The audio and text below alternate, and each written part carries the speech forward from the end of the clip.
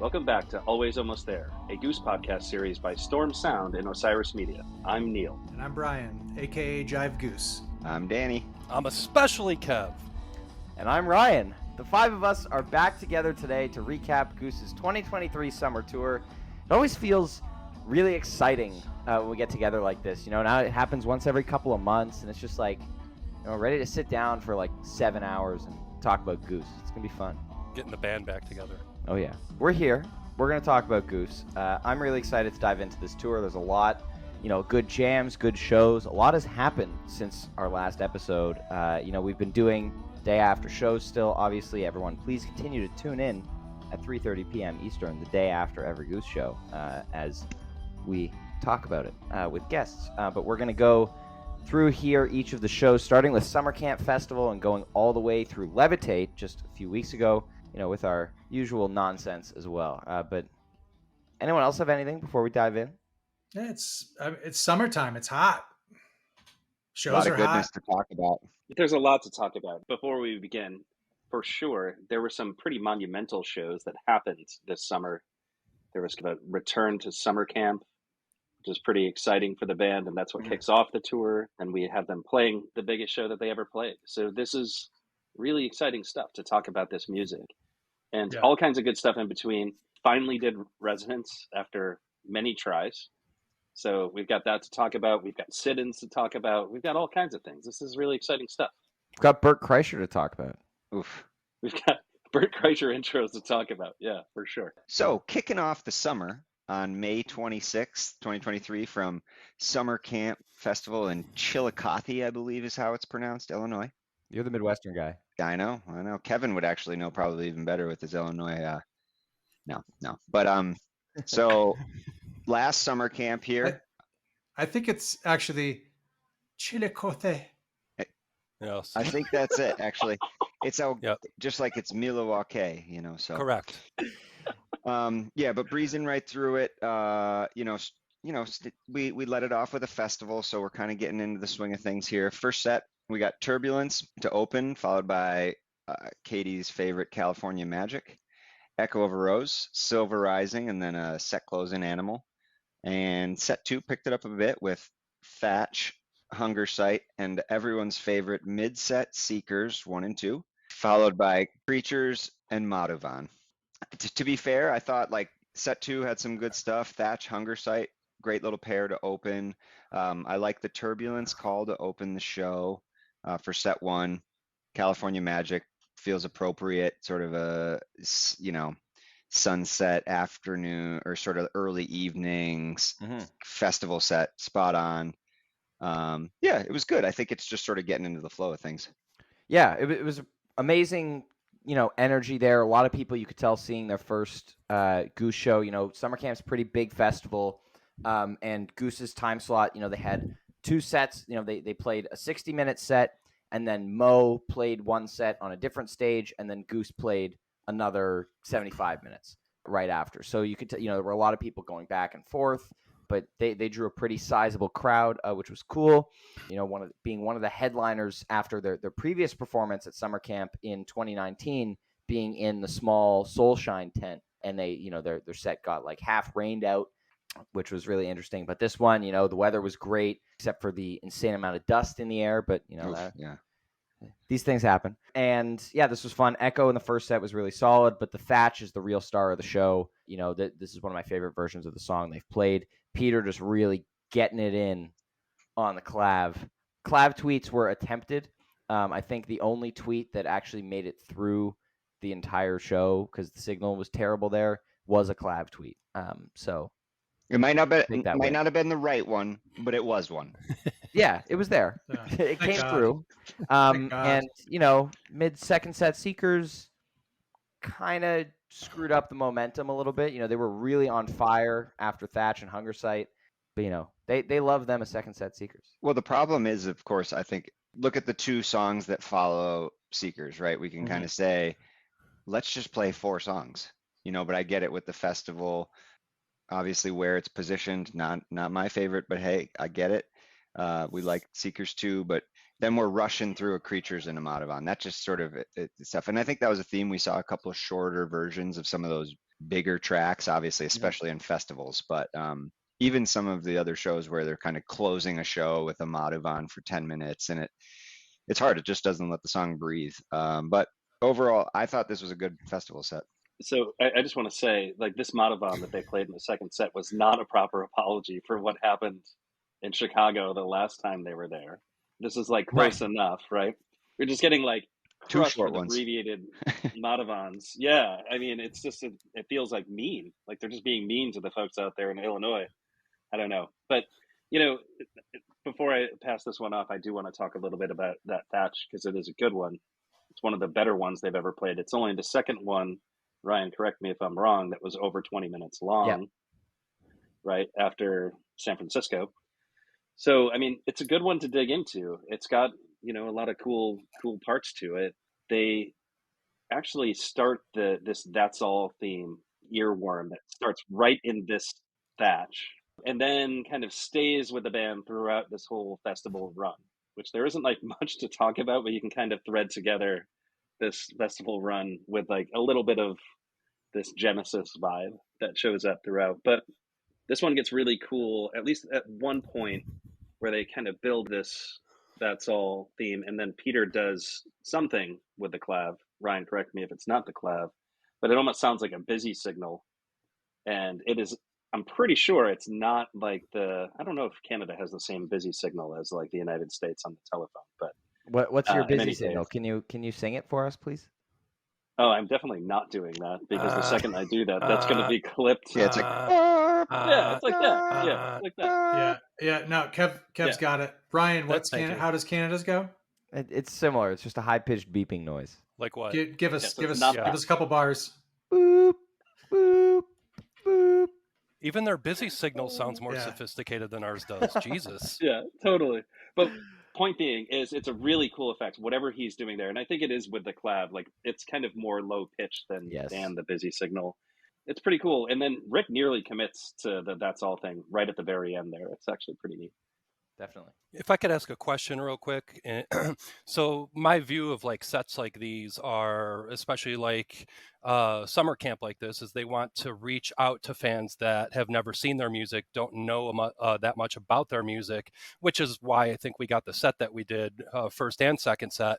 But my question, Ryan, you were there. My question, rather than talking about the jams, because that Thatch is kind of it for that. My question is, Ryan, do you think, like, were you able to talk to any fans that were listening to the songs that they were playing and they were like, yeah, man, I'm gonna check these guys out further, or you know, that they decided to stay watching the sets that they were watching because they liked what they were hearing? There was one guy that I talked to towards the end of set break who had missed the first set of Goose. I forget who he was seeing at the time, but he was like, yeah, man, everyone's been talking about Goose. Saw that, and he was excited about it. And then, you know, he was standing next to my dad and I, and then after Thatch, I turned to him. I was like, so? He was like, that was fucking amazing. Like, I was like, yeah, damn right. Like, so people were stoked. You know, a lot of people, vibes were high. they can play that song. So the next question is, did he throw his hands up in the air during Seekers 1 and just say fucking Seekers and walk off? He didn't, or did he not know the learn band well that enough quickly. yet? He didn't learn that quickly, Okay. unfortunately. Anyone else have anything on this show, or we good to move on? No, nothing else really to add. I mean, third best Thatch of the year, second set Seekers. There you go. Hey, B, if you had to choose between the second set Seekers and the second set Yeti, which one would you choose? He's dicing on the Yeti.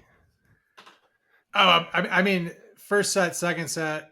I mean, it answers the same. I mean, I would definitely take Seekers.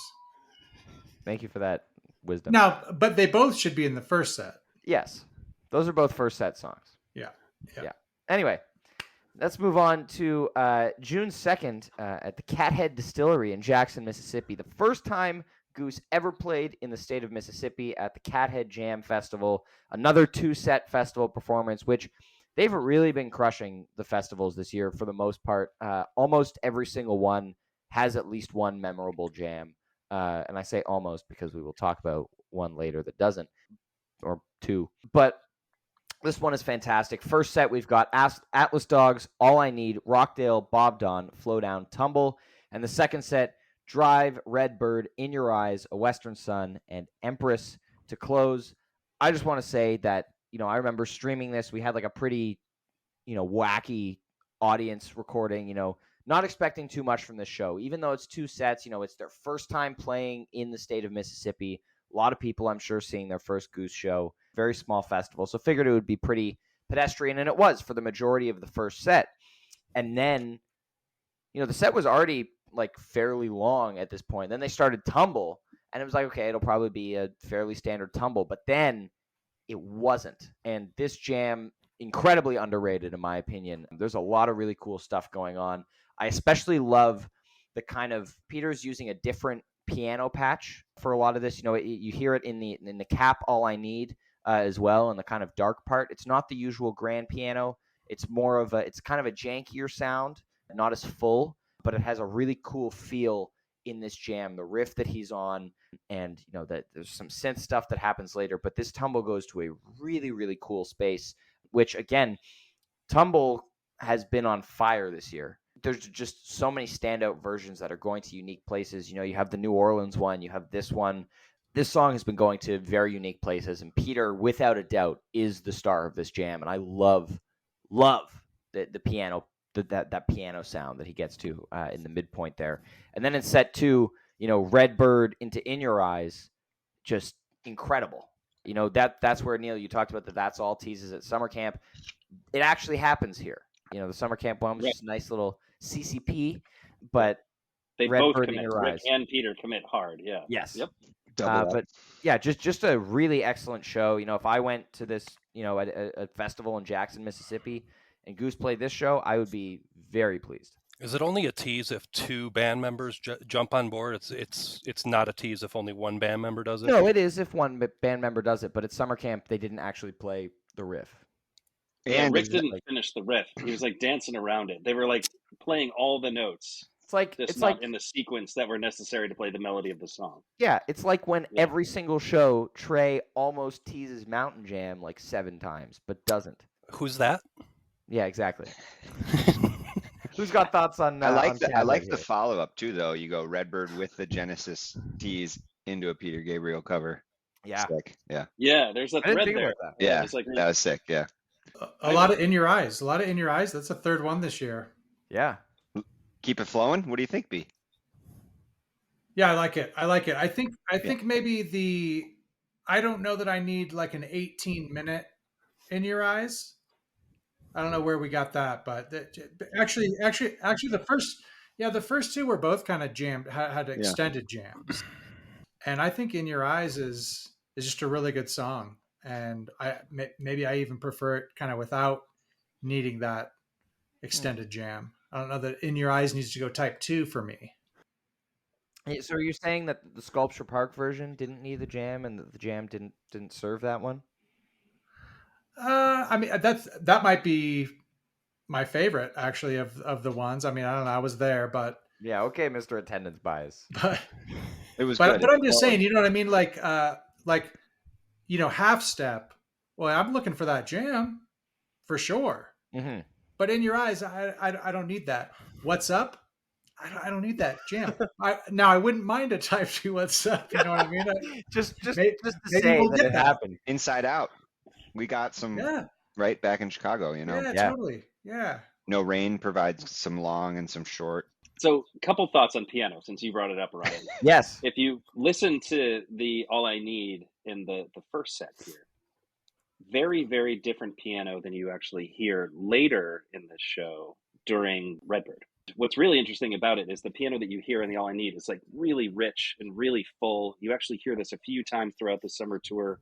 I want to talk about it a lot later in a Redbird, actually, which is interesting because the jankier piano that you referred to that shows up in the Redbird in this show, like really, it sounds like a saloon piano. Yeah, like somebody's in like an Old West saloon, like an electric piano. I'm dying to know if that's like the name of the patch. Right. I think it's probably like an upright. It's probably like an upright of some kind. But your point about the piano, your point about the piano. Also, I want to mention, and I'll mention it again later.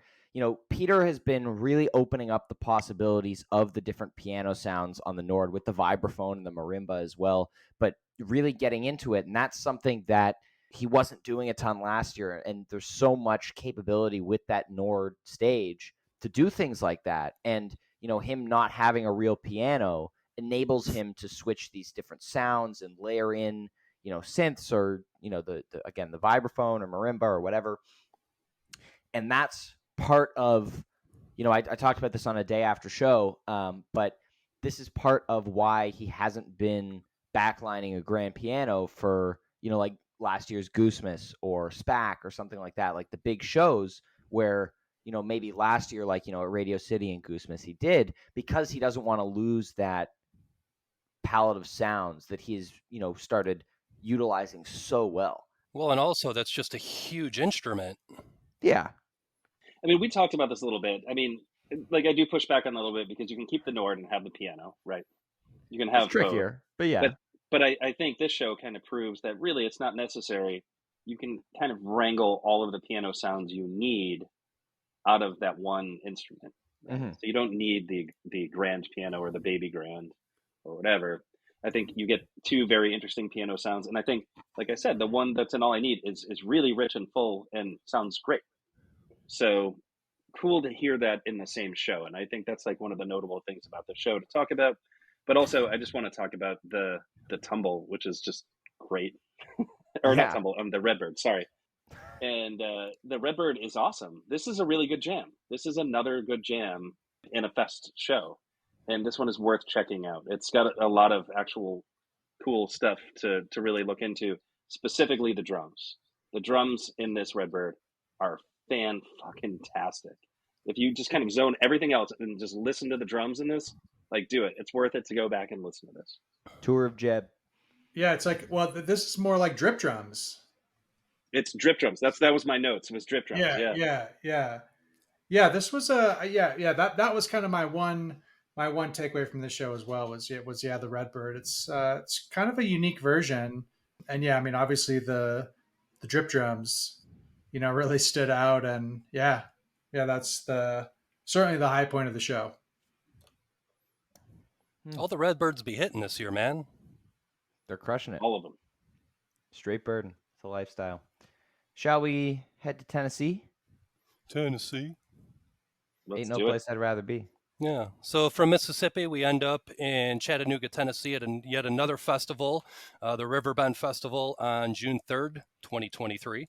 90-minute set was what it looks like here. We got them opening up with an Echo of a Rose, into Mr. Action, another Thatch, into Arrow, David Gray cover, Please Forgive Me, Pancakes, and we close it out with some hot tea. The obligatory encore that shit, hot tea. Yes. Well, it's funny. It's funny because we were talking about Please Forgive Me, and it's funny they tend to play Please Forgive Me at kind of big shows. This Riverbend was a big show. No, that's what I'm saying. Like, that's Huge what show. stood out to me for set list wise on this is that it was odd to see that here in Chattanooga. You know what I mean? Night 2 Philly. Yeah, we usually see it. Night 2 Philly. We just saw it at SPAC, and then I think like they did that big outdoor show like in Portland in in the city courthouse. Yeah, Square. did they do one of that big? Yeah. So anyway, just thought that was interesting. That's doesn't have a big festy vibe for me, I guess. But I don't know. Maybe David Gray's from Chattanooga. I don't know. Well, and you think about the cover. I do get that. If you're going to cover a track, look at this. Like, that's not the cover I'd pick for a festival. That's fair. But I mean, it's one that is familiar, right? I think a lot of people would know that song. And then if you look at the lineup for that show, I think it was actually a pretty decent sized show. Folks are going to want to hear something that sounds familiar, especially if you don't College know the band, Town. Yeah. So I mean, there's not much to really go back to at this show. I do want to say though, the Arrow, and this is one of many arrows that I'm going to be excited about talking about. Look at in us. the summer. This Arrow is not bad. It's like that Paul Rudd gif. Like look at us. Who would have thought? Not me. Like us, like 6 months ago, like fluffing arrows. We're gonna have to change the name of the group chat to Arrow Appreciators. I am an arrow appreciator. I mean, Slow like, down. I'm Slow down. really. Pump the brakes. Let's not go I mean, that far. if you like, and you guys are going to laugh at me when I say this, but like, give me a second to kind of frame the comparison. If you like the Eugene Bourne, there is a lot to like about a good segment in this era. There is like that Here we reverse go. delay stuff that both Peter and Rick are doing. Ryan, the look on your face. See, you didn't let me finish. I'm skeptical.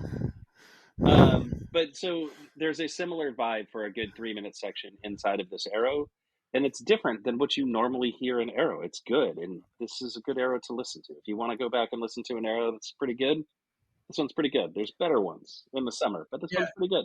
Well, hold on. So, you talked about you drug Eugene Bourne into this. Of course, I did. Why wouldn't I? But seriously, hey, look, if you're got too many edibles, you know what I mean, and you really like the Eugene Bourne, then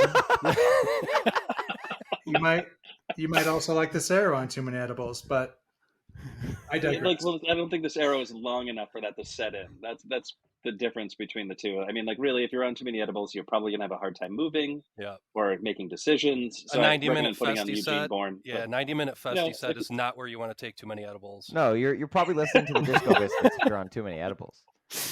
Exactly. But no, it's not bad. This is good. This is a good era. This is not one where you're like, okay, like, I'm hearing kind of the same droning riff over and over again, like, and I want to hear something else.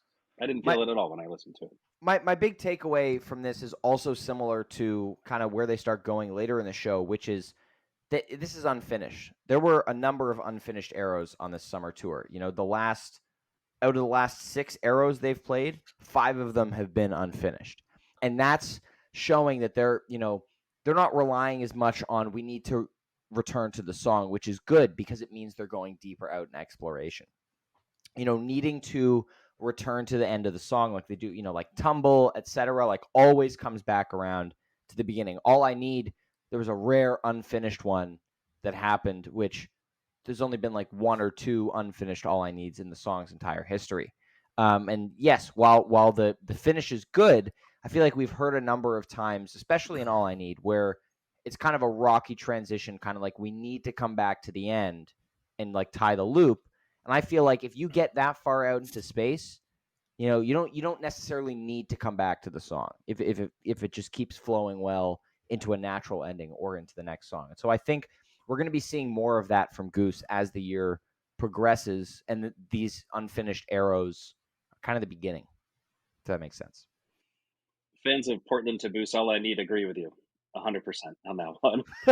No, that wasn't an issue with finishing it. That was an issue with Rick thought they were, going immediately into the chorus, and Trey and the rest of the band thought that they were going back into the guitar solo first.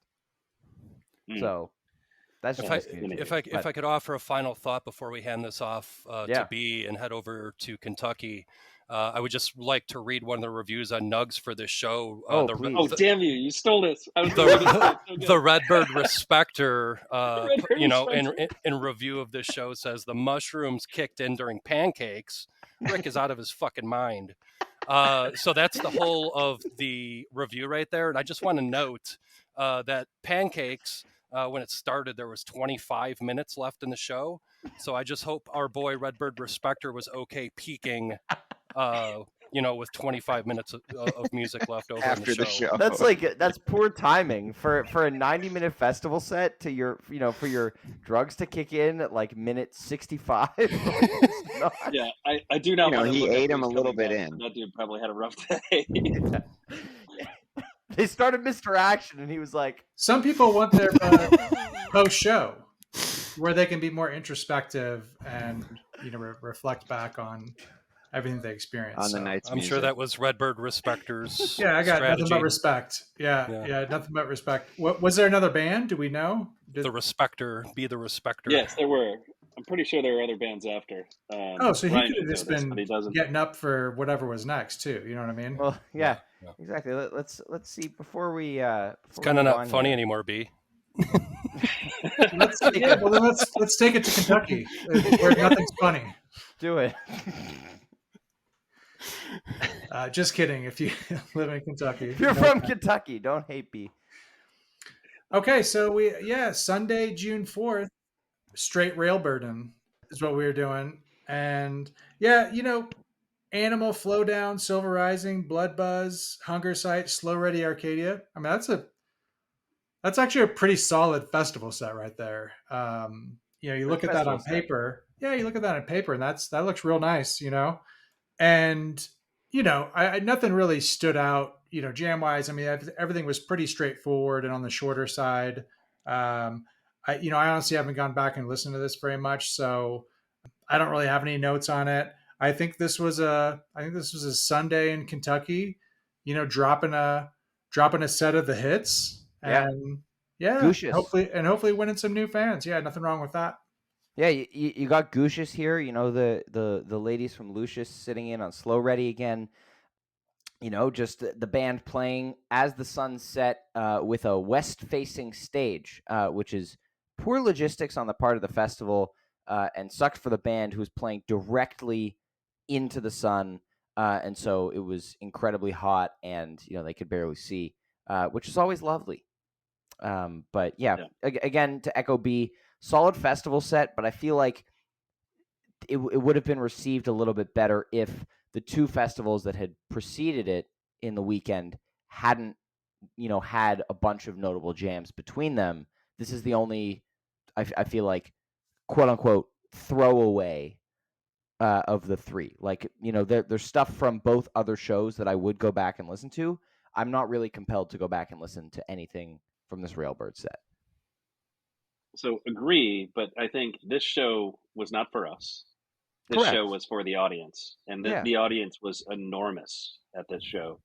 Friend of the pod, Captain Incredible, Jeff, was at this show and said it was insane the amount of people. He had never seen so many people watching Goose ever. And I don't know what attendance was like at this, but it was quite packed. There were some very, very big names at this show. They were not there to see Goose. So Goose was doing their best to kind of lay it out there for folks who weren't there to see a jam show. They were there to see, popular music for the most part. And that's why they played Hunger Sight. And yeah, I mean, you got the festiest set that they're probably going to play right now. So it's fine. I'm not hating on the show. Just not going back to listen to it.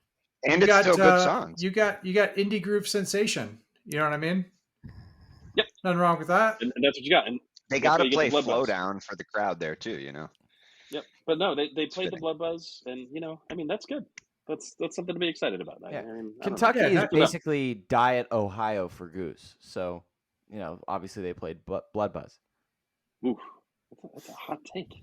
That's not a hot take. Hey, we are now transitioning from the first leg of Summer Tour, which consisted of all festivals, to actual, almost every night, 2 nights or 2 sets of Goose every single night.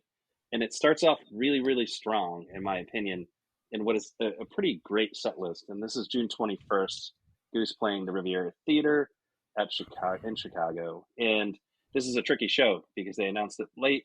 A lot of people scrambled to get to this show. I think folks had trouble getting tickets. I think it was kind of a big mess, but it sounds like a lot of people got in. I think we have folks from the pod who made it into the show. Daniel, hope you can talk about the concert a little bit, but let's just dive right into the set list. You get a Bert Kreischer intro. Hell of an intro. And for those of us that don't know who that is. Yeah. Who is that? You may not know who that is. I didn't really know who it was until he was associated with Goose. I heard of him. He's a comedian. He takes his shirt off. That's about it. He took his shirt off during the intro. Is he like Andy Frasco, but he doesn't play music? No. Kind of. I think Andy Frasco is actually playing, like he's the house band for a Bert Kreischer show at some point, I'm pretty sure. Yeah, Bert's got like some good comedies and stand-ups. Bert Kreischer has like a comedy cruise. Frasco is going to be the house band, so that's like a pretty apt. Oh man, yeah. I think they vibe. I was gonna say those guys vibe. Kreischer and Frasco seem like they would get along really well. Totally. Yeah, similar sense of humor in a lot of ways. A lot of Jameson getting crushed there. Are you ready for the best motherfucking band on the planet? As far as intros go, I do want to say, like, that was probably the best one that was ever done. I mean, there's some over the history of the band. You think about Coach has done it a whole bunch of times. I think Kalinsky did it once at Resonance. If you go way back Yeah. and listen to that one, that one's on YouTube. That's outrageous. I think they cut his mic at one point because he was screaming so loud, like people's ears were bleeding. That was the gold velour suit. Yeah, Set, right? it's really good. Go back and check that out. I think that's Resonance 2019, if I'm not mistaken. But in any case, let's get into the set list here. Bert Kreischer intro. We get a an homage to Bert Kreischer with a So Ready opener. Then Turbulence and the Night Rays again shows up at the beginning of like almost every show, I swear, this summer. And then you get really, really awesome segment of music where you get Elizabeth segue into Caution, segue back into Elizabeth. And I can't wait to talk about this one. I think this is I was saying this earlier, this is I think it's one of the most interesting pieces of music they played that's not like a jam the whole entire summer. And then you get a lead up right after that, which is always awesome. Somewhat extended Turbid Clouds, and then on Arcadia to close off the set. Beautiful. And before I hand it off, I do just want to talk about the segue that is from Elizabeth to Caution. It is perfect. Yeah. I mean, it is as close to perfect as it gets. And it actually kind of dovetails in a way where Rick is getting there at a different pace than Peter. And it doesn't sound awkward or strange or contrived in any way. It was almost like they worked on it together. And it's not something that Goose does all that often. You don't really hear these really nicely dovetailed segues from this band. But this is great. And it sounds so awesome. It actually kind of changes the way that Caution begins, which I think made Caution even better. Like it kind of slowly became Caution. Yeah, it's just so good. I mean, everything about this little piece of music is exciting. And we talk a lot about jams because we do the Jam of the Year bracket on this podcast. We don't really have a platform to talk about just really cool shit that this band does. They're playing songs good. Yeah. Nice, I mean, like this thing is just like, these guys are fucking great at this. And this is something to be excited about. Yeah. Neil, fun fact, this is a platform to talk about cool shit like this. And it's a good thing that you're talking about it. No, that's why I'm doing it. Yeah. It's great. Yeah, this segment this segment is amazing. It's really cool that, Caution was on the written set list as well. And, I don't know if they talked about before the show, like, let's see if we can get to it out of the Elizabeth Jam naturally, or if they just kind of like were getting into that space and, Rick and Peter were kind of like, all right, like, let's get in there. But yeah, as you mentioned, they're still kind of working their way on a lot of segues. The fact that they sandwiched and both segues are full arrow worthy is amazing. Like just worked so well, the changing keys to get into Caution and the slowdown. But that jam in the first Elizabeth, really great before they end up in Caution. Like there's a lot of like they get into like a spacey vibe for a little while. It's excellent. And I think Elizabeth has been really amazing so far this year. You get a nice chugel going. Vibes are high. I feel like every time Elizabeth has played, and it's just good old fashioned rock and roll for a little while. And sometimes you get really awesome jams. You get this great segment. The one at the Warfield was amazing.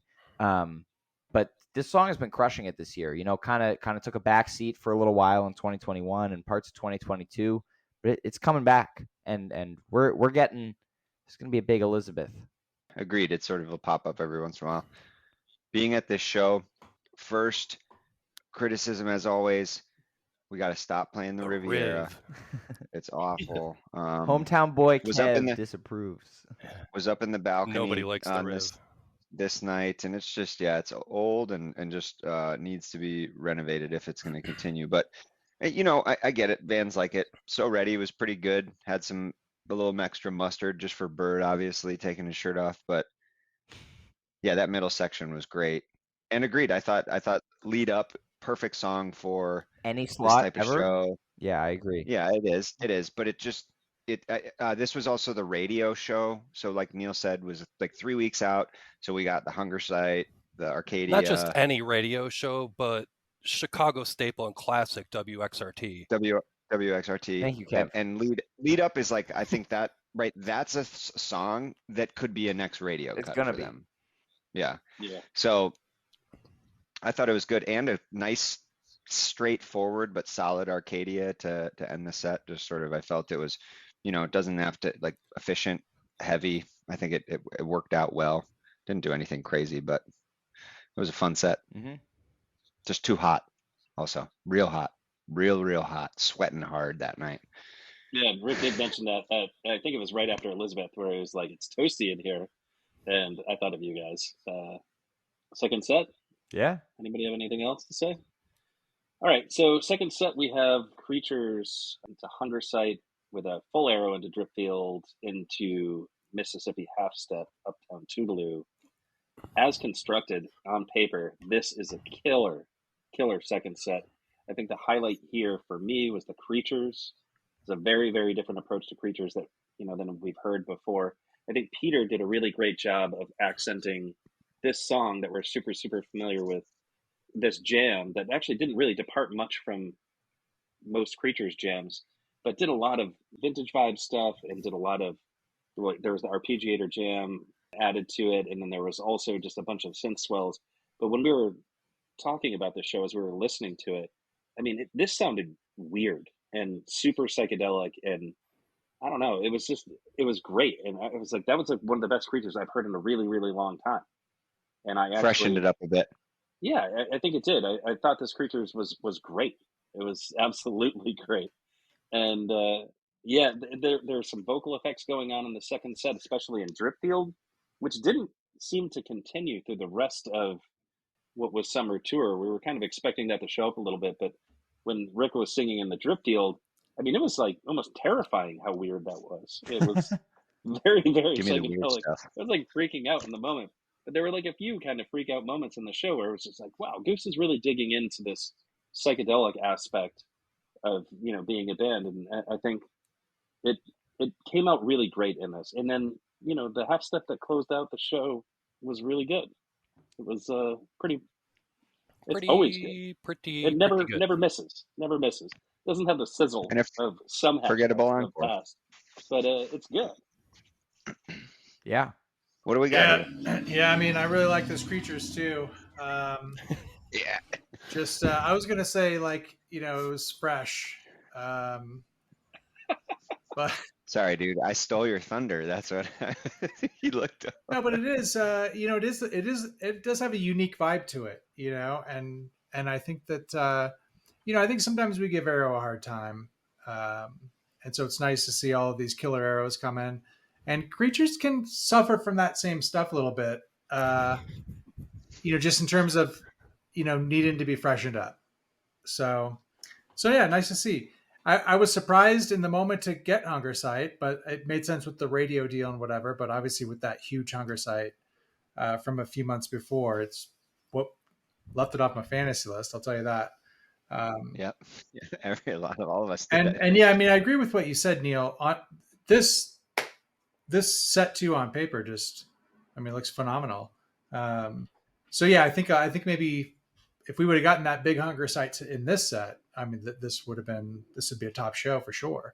But yeah, that's a really strong set. And then, with the Western Sun and Rum in the encore slot there, I guess if I was going to criticize anything, I would just say just bang out a Western Sun with a nice big jam to it.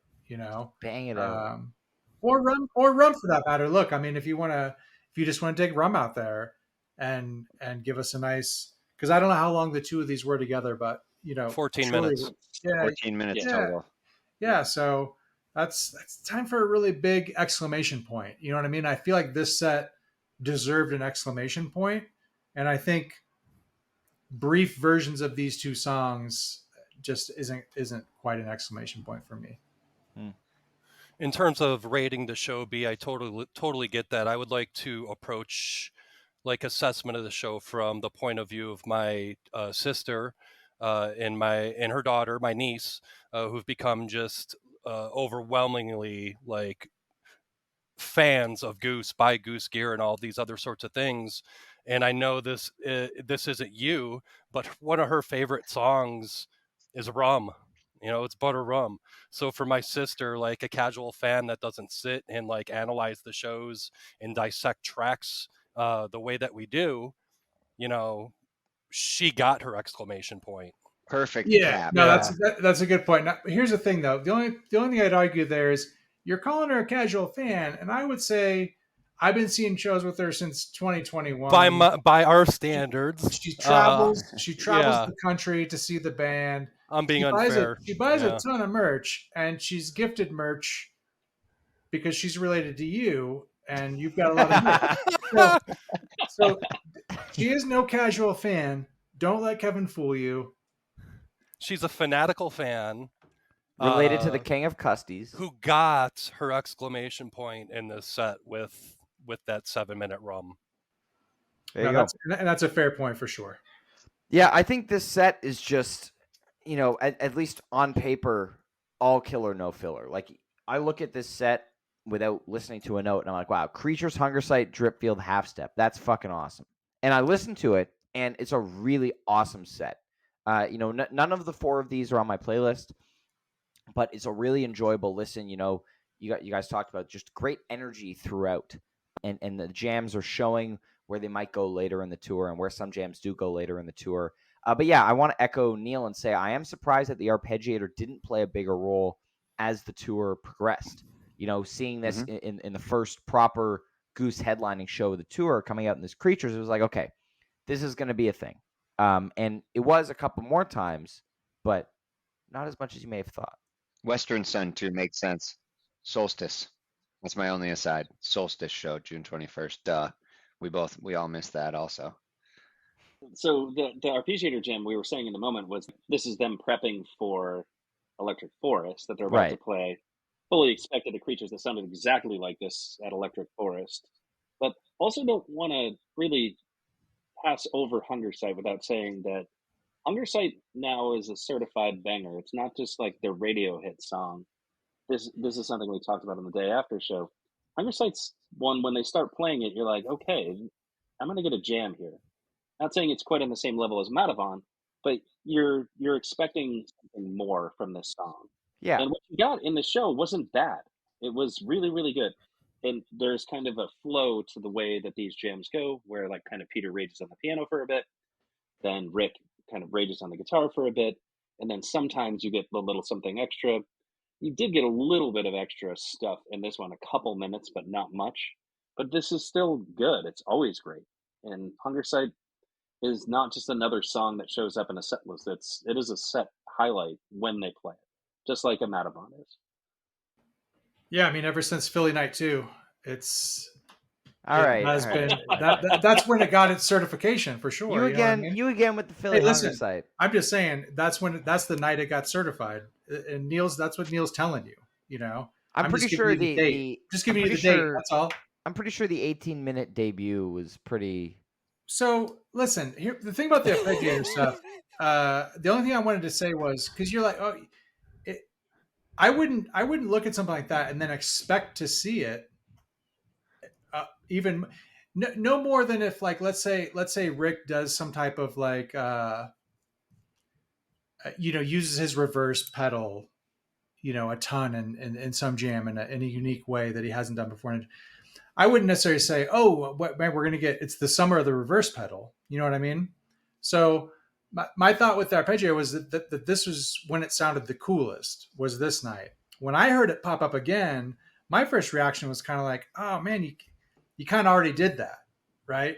But I guess that's a weird effect for me in that sense, though. I'll admit, you know what I mean? Because you could obviously use the same effects in all kinds of your music. With the arpeggiator, though, that one to me feels a little bit more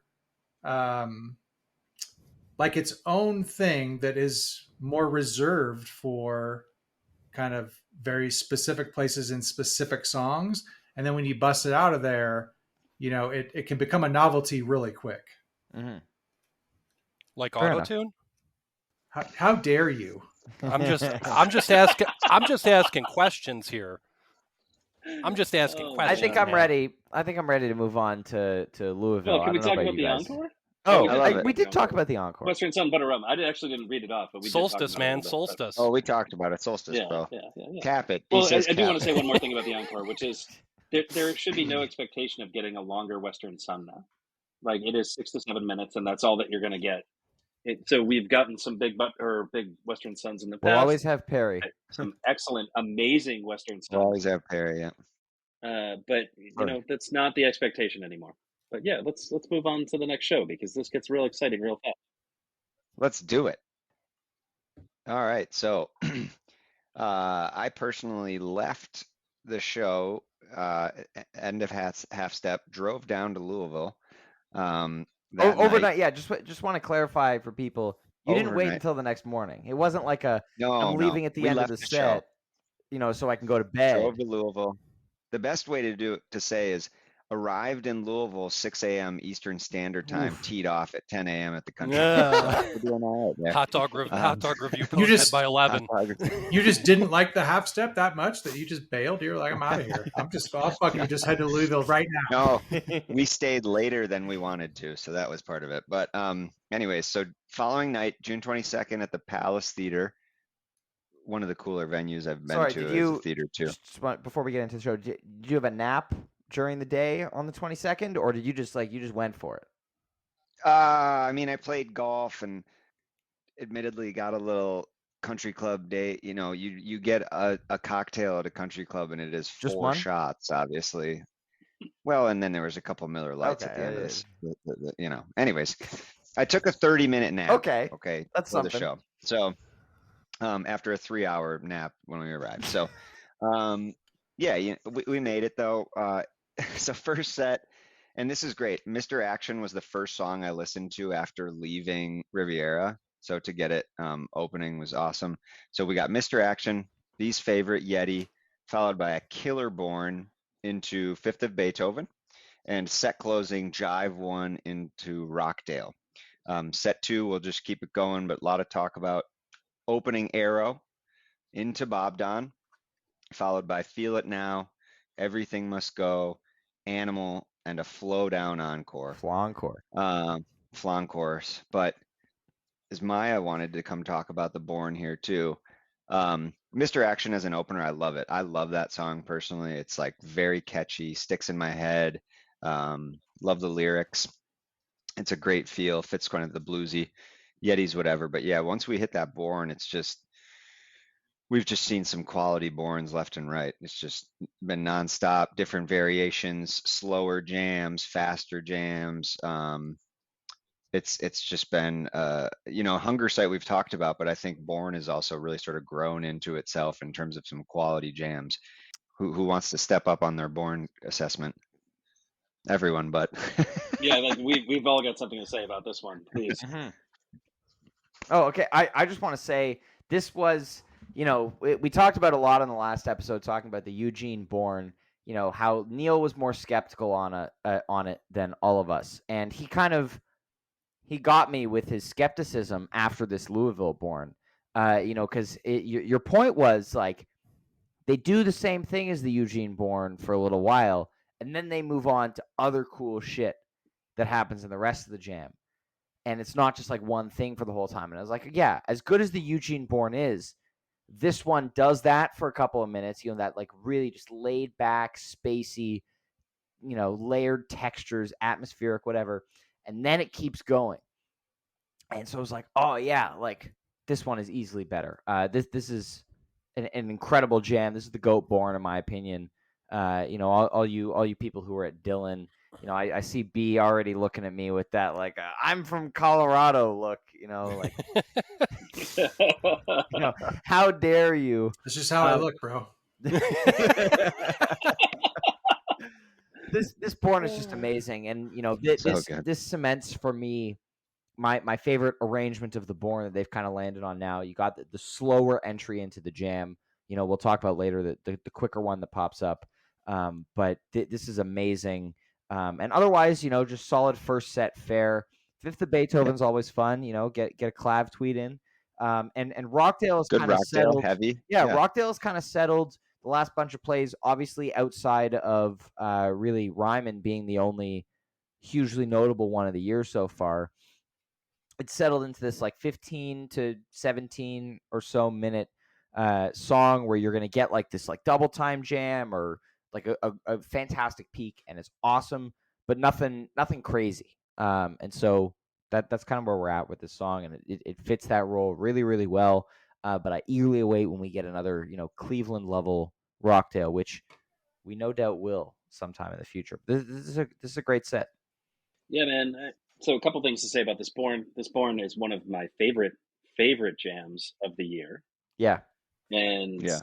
I mean, it's in my top 6, I want to say right now. And it's the best jam I think they played all summer tour. So if you're looking for the top of summer tour, this is the one that you want to go and listen to.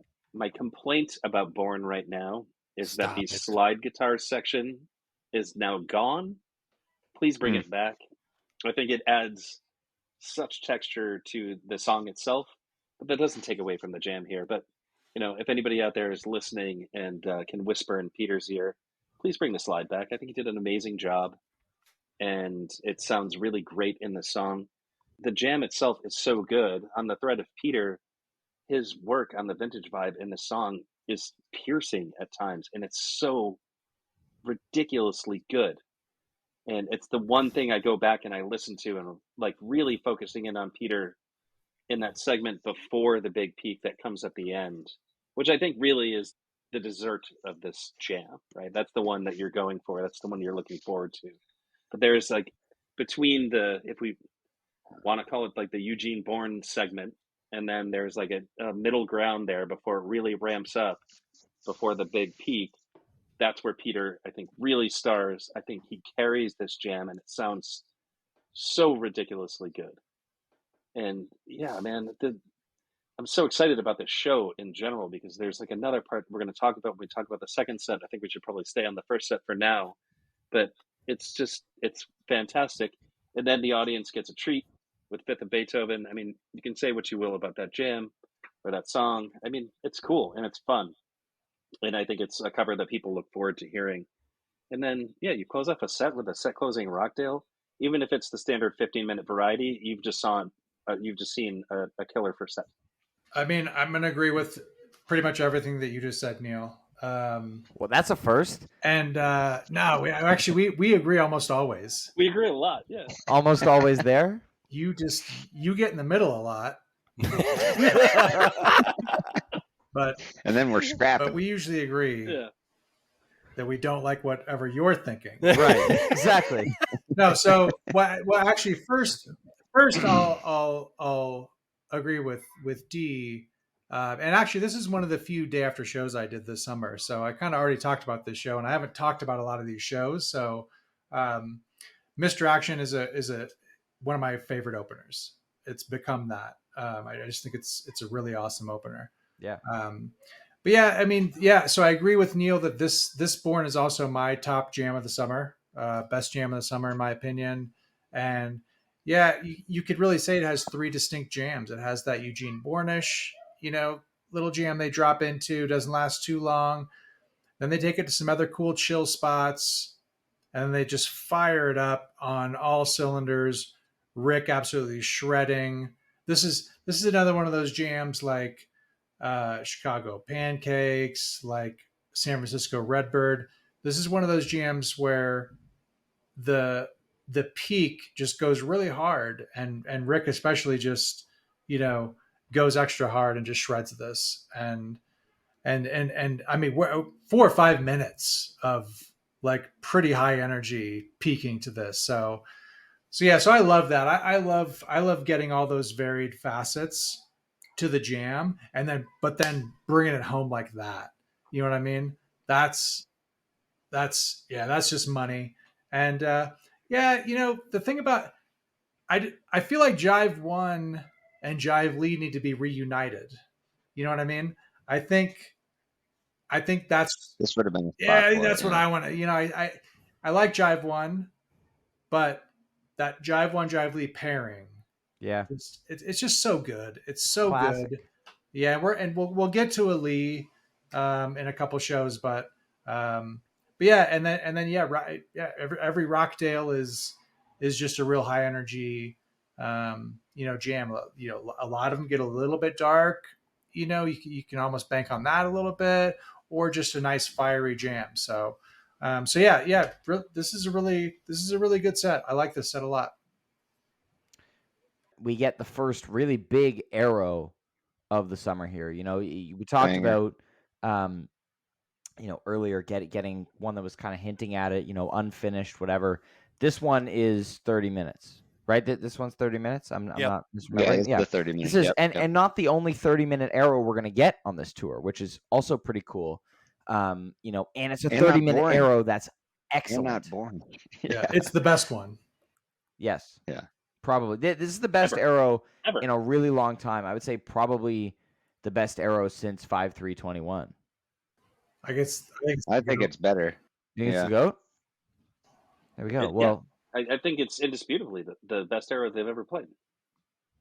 thank I God think we for can come this. to an agreement on that right now. Thank Yeah. the Lord. All right. As I said Consensus. today, Arrow's kind of back now, which is great. So we'll take it. Yeah. And I mean, feel it now in the second set. Great drip into Bob. Without, we're still waiting. Yeah. When's the last? Bring the whiff? jam back. The last width was the cap. Oh, wow. They've okay. played Yeah. Bob Don 8 times since 8 the more? last width. What is going on, Goose? I think Yeah. it's a fitting place in this situation, though. Yeah. This is the landing pad for sure, and it's like they drip in. It's clean. Trevor just takes off the base. But the width part would have been the landing pad. So maybe they do like an inverted Yeah, that's fair. version. Ooh. Oh, what you do the Oh, width geez. and then Bob Don? Well, and Just and do yeah, into that with yeah Bob, into with that Bob little Don. jam segment. With Bob Don. That's a footnote. With Bob Don. Inverted Bob Don. Yeah. Actually, it would be super sick if they did play the width part of Bob Don without playing Bob Don, like just coming Be in sick. another jam or ending another jam Sick. or something. That actually would be really cool. Yeah. That It would be tight. it would be with Bob Don with jam. Hey, Goose. This is a good idea. Bring it. But I do want to talk about this arrow. I don't have actually many notes on this arrow other than please just go listen to this arrow because it is wonderful. I think it's my number 9 or number 10 jam of the year right now. So that's 2 jams from this show that are in my top 10 jams of the year. So this show has some very, very high highs. And then if you think about what the rest of the second set looks like, it's great. So you get the 30 minutes of arrow, you get the Bob Don, somewhat of a cool down, then you get Feel It Now, which is my favorite second set song right now, other than the big jammers. They can slide this anywhere into a second set. They can open a second set with it. They can close it. They can play it in the middle of the set. It maintains the vibe no matter what they do when they play it. So it's great. And then you get an Everything Must Go. I guess that's a cool down before the animal closes it out. So, all around, this is a really fun show to be at. I would have liked to have seen kind of a bigger jammer to close out the second set than an animal. Animal kind of feels like, I don't know, like a pep up song in a second set, not like a bookend song in Closer. a second Yeah, set. yeah. That's true. But otherwise, yeah, go listen to this arrow. That's the only thing I can say about the set. Just go and check it out because it's so damn good. Amen. All right. And was this the first animal of the summer too, even with missing the festivals? Yeah. No, That they was kinda played it surprising. at they played it at Railbird in Yeah. Kentucky. Oh, Railbird sorry. opener. Let's head and summer camp. let's head to night 2 here in Louisville again. Louisville. Second night at Louisville. Palace Theater here. Louisville. Louisville. I see. Like I said Louisville, and then people were saying Louisville, and then I was getting all confused on whether I was pronouncing it right, and so I just kind of It's very subtle. okay. It's like Well, it's like Chillicothe. Edit it's that like one out too. pronouncing New Orleans.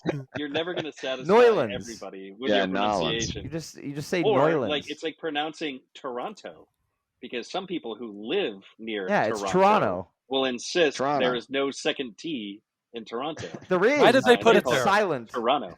Why did they put it there? Toronto. Well, I am Toronto. from Connecticut, Yeah. and I enunciate every word perfectly.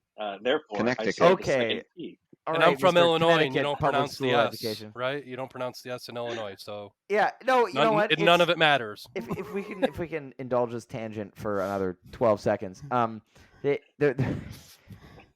You immediately know every time there's like a movie where somebody says Toronto, like you immediately know that like it's completely inaccurate. There was one that came out a couple of weeks ago, and I was talking to someone about it, and they were like, "Yeah, I was enjoying the movie," and then the person that was supposedly from Toronto started pronouncing the name of the city Toronto, and it was like, this is immediately inaccurate. And so you got to do better. It's Lose all credibility. it's Toronto.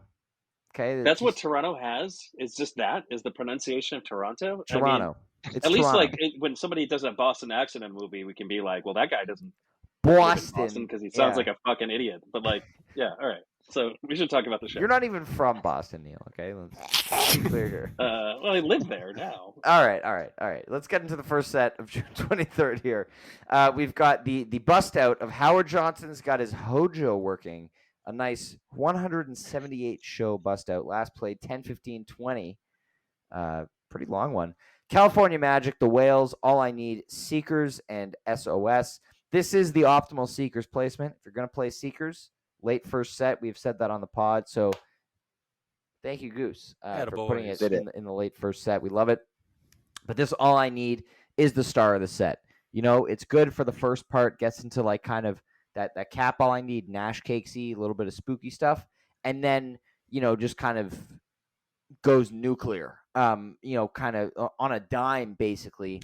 And D, you can talk about this because you were at the show, but it just feels like I remember watching the stream and being like, what in the world is happening right now? This is the craziest thing like ever, like just the most energy, just like coming off of the stage and being reciprocated by the audience. This jam is awesome. It's not super high on my playlist, I will say that, but this feels like this should be on your pickleball bike playlist. All I Need is Hollywood Nights. Yeah. Yeah. Oh no, this is so it's my third favorite All I Need. It's a good All I Need. I think I've got around of the year. Yeah. I think I've got around 21 or 22, so almost a top 20 jam of the year. But yeah, it packs a punch for sure, and yeah, it's just a really solid version. Probably like a B+ version, I would say. B+, A- maybe. Really good version. And yeah, you called the Seekers. That's where it is. I love a nice SOS set closer. I think the G in you're talking about how to pronounce Toronto, and Toronto. I think it's Howard Johnson's got his Hojo working. I think the G is silent. There is a G, but I think it's silent, and that's how they pronounce it. Citation. Right. It's just side note on that, and yeah, I mean, decent first set. Not out of this world, but yeah, the All I Need is the anchor, right there, kind of towards the middle for sure. Yeah, only other thing to add, other than that, this All I Need is just hot. It's just a hot All I Need. If you want something that makes you want to run through a brick wall, listen to this All I Need. You will have what you need to run through that brick wall. Yep. And then, Hojo, third time ever played, which is great.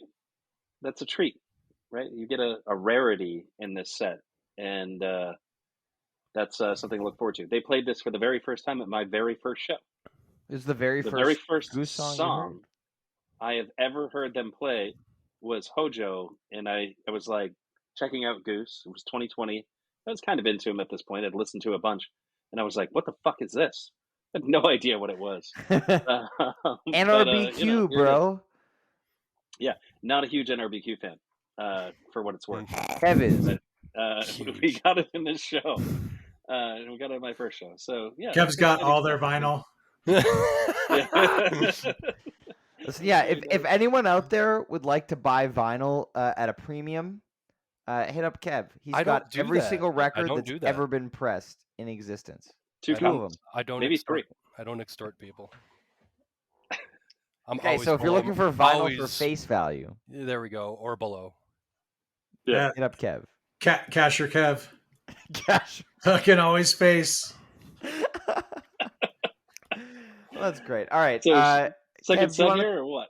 talk about this first set of your NRBQ vinyl before we move on I to do. the two? So Yeah. for $45, I did buy a second copy of a Below vinyl, and for a minute, it sold out. Right. So market forces said that it was worth $125 or something like that. And then at the time, I was trying to get A Young Man's Country by Daniel Donato, which was also sold out. There was a first and a second pressing. If you guys haven't listened to Daniel Donato, please go check him out. But this is a Goose podcast, so let's get back to it. I was able to trade that extra Below for the Young Man's Country that had a market value of $125 as well. So basically, face value 45 to 45 is what the trade was, and I was incredibly comfortable with that. It's unfortunate that my trade partner that received the Below missed the on sale that happened 2 or 3 days after the trade happened, but that's the nature of trading things. You win, and you got a Daniel Donato record, which is like great. Because Daniel Donato does fuck. I think that's actually worth saying on this podcast, even though it's a Goose podcast. It's fantastic stuff. We appreciate other music, okay? When we Some talk of us about Pete, we'll talk about Donato. Yeah. Some of us listen to more other music than others. It's true. Yeah. Truth. I feel like what Jive Goose listens to is a mystery, outside of Goose. Not really. Oh, no. So I'll tell you real quick. Oh, good. This will be brief. I listen to a lot of His Golden Messenger. Yeah. Always high up there on my, I don't download all my playlists for offline access, but I did download His Golden Messenger. So I like to rock that. That's really good for the people down at the courts who don't want to listen to my Jam of the Year playlist. Because they don't really know that kind of music. You know what I mean? They don't appreciate the 30-minute arrow versions of songs. So that's my big shout for tonight is His Golden Messenger. And I did actually go check out the Australian bass player, who I can't remember his name right now, that Trevor recommended, and he's got some good stuff.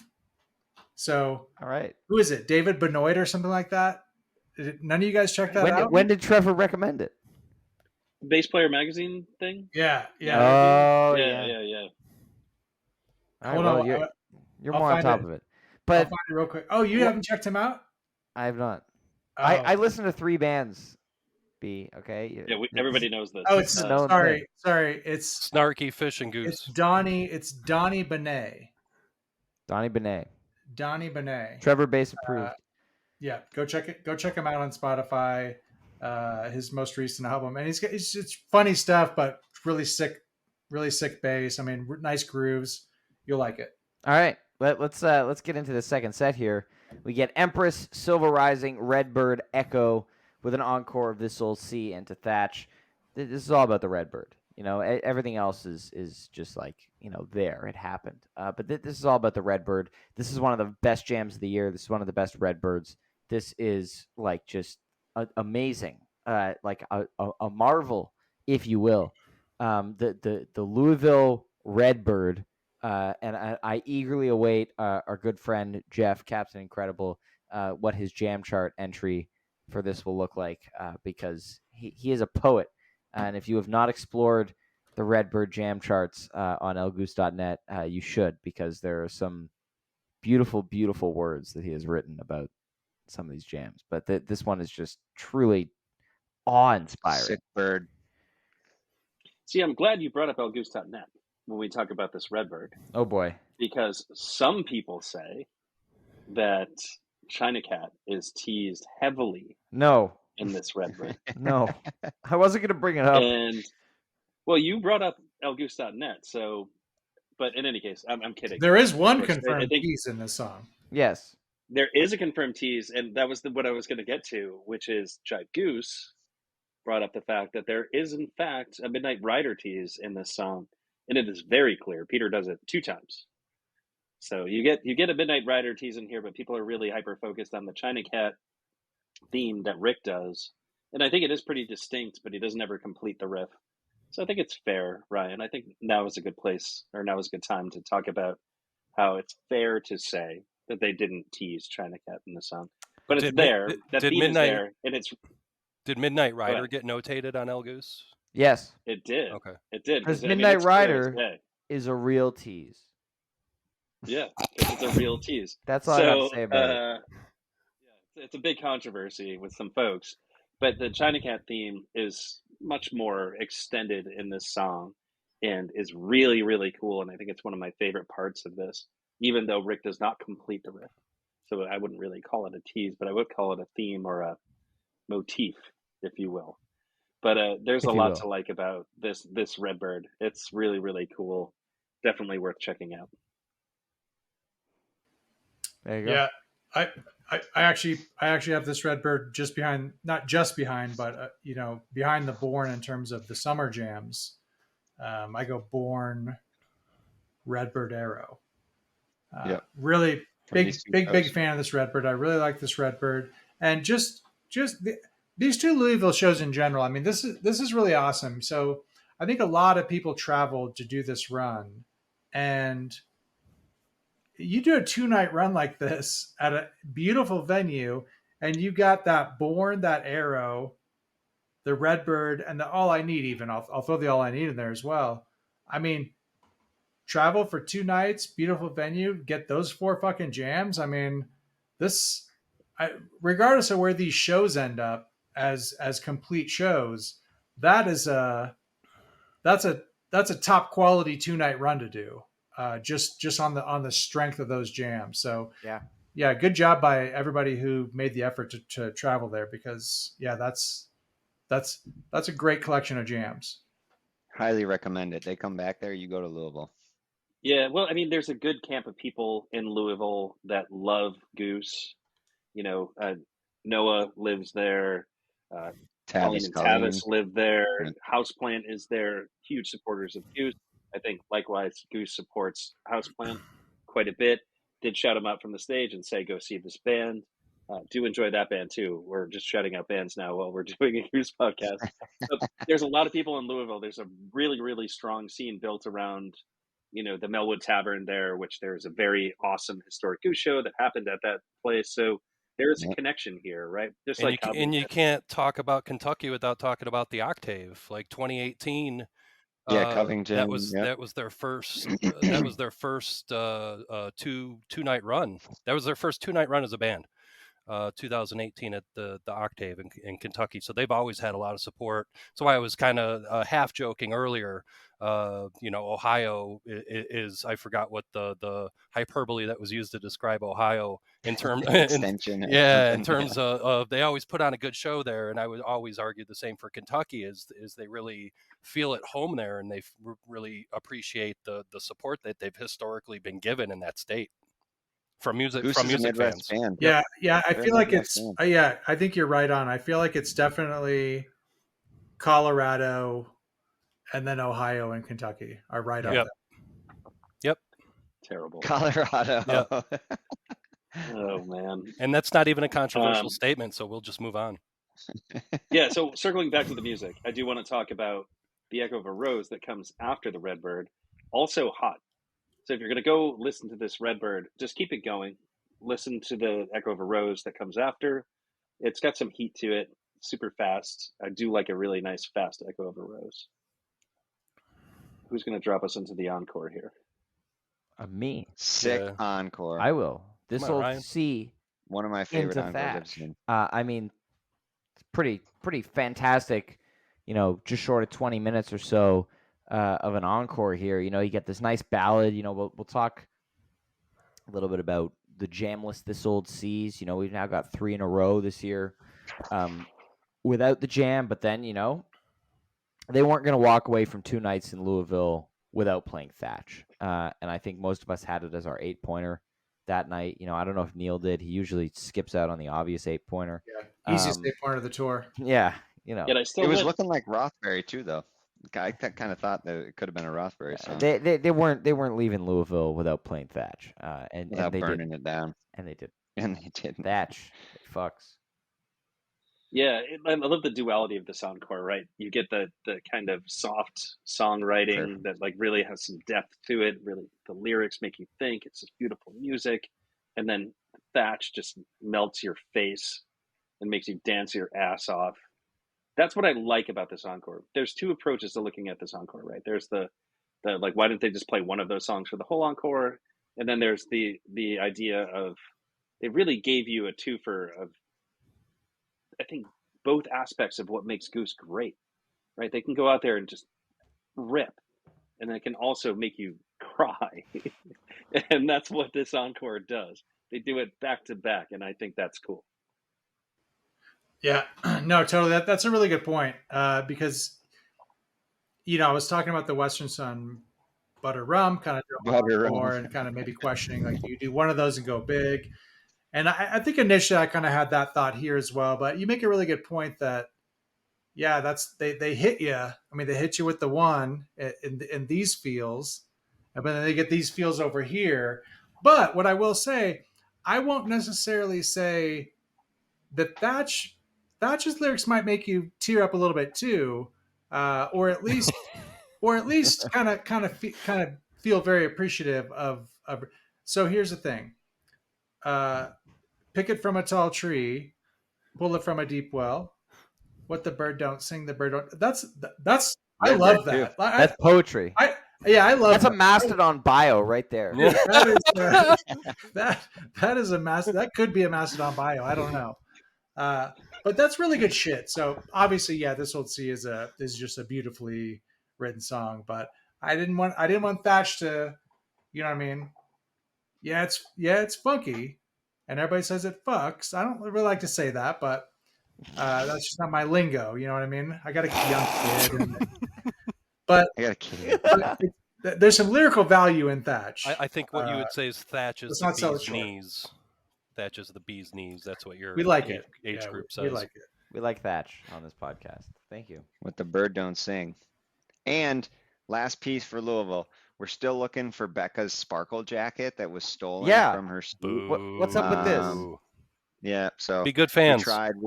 We hung out for like an hour in front of the venue. Marisa forgot her phone in the venue. It was a great night. It's a good night for losing things. And then we went back to Brendan and Becca's space, and I heated up all their, all this. We made a nice smorgasbord. It was quality hangs. Vibes were high, would you say? We had Haps there, Katie, top notch. Yeah, it's good. Shout out also to Brendan, who was sporting the Blaine Vickers shirt on the rail for Louisville Night One. I'm wearing the shirt right now. But right there on the webcast. And yeah, I mean, listen, if you want to hear about the vibes, then just go look up the Day After show, because that's right. That's where you get a detailed. We don't have time for that. Yeah, we just don't have time for that now. You know what I mean? Too many shows, too much.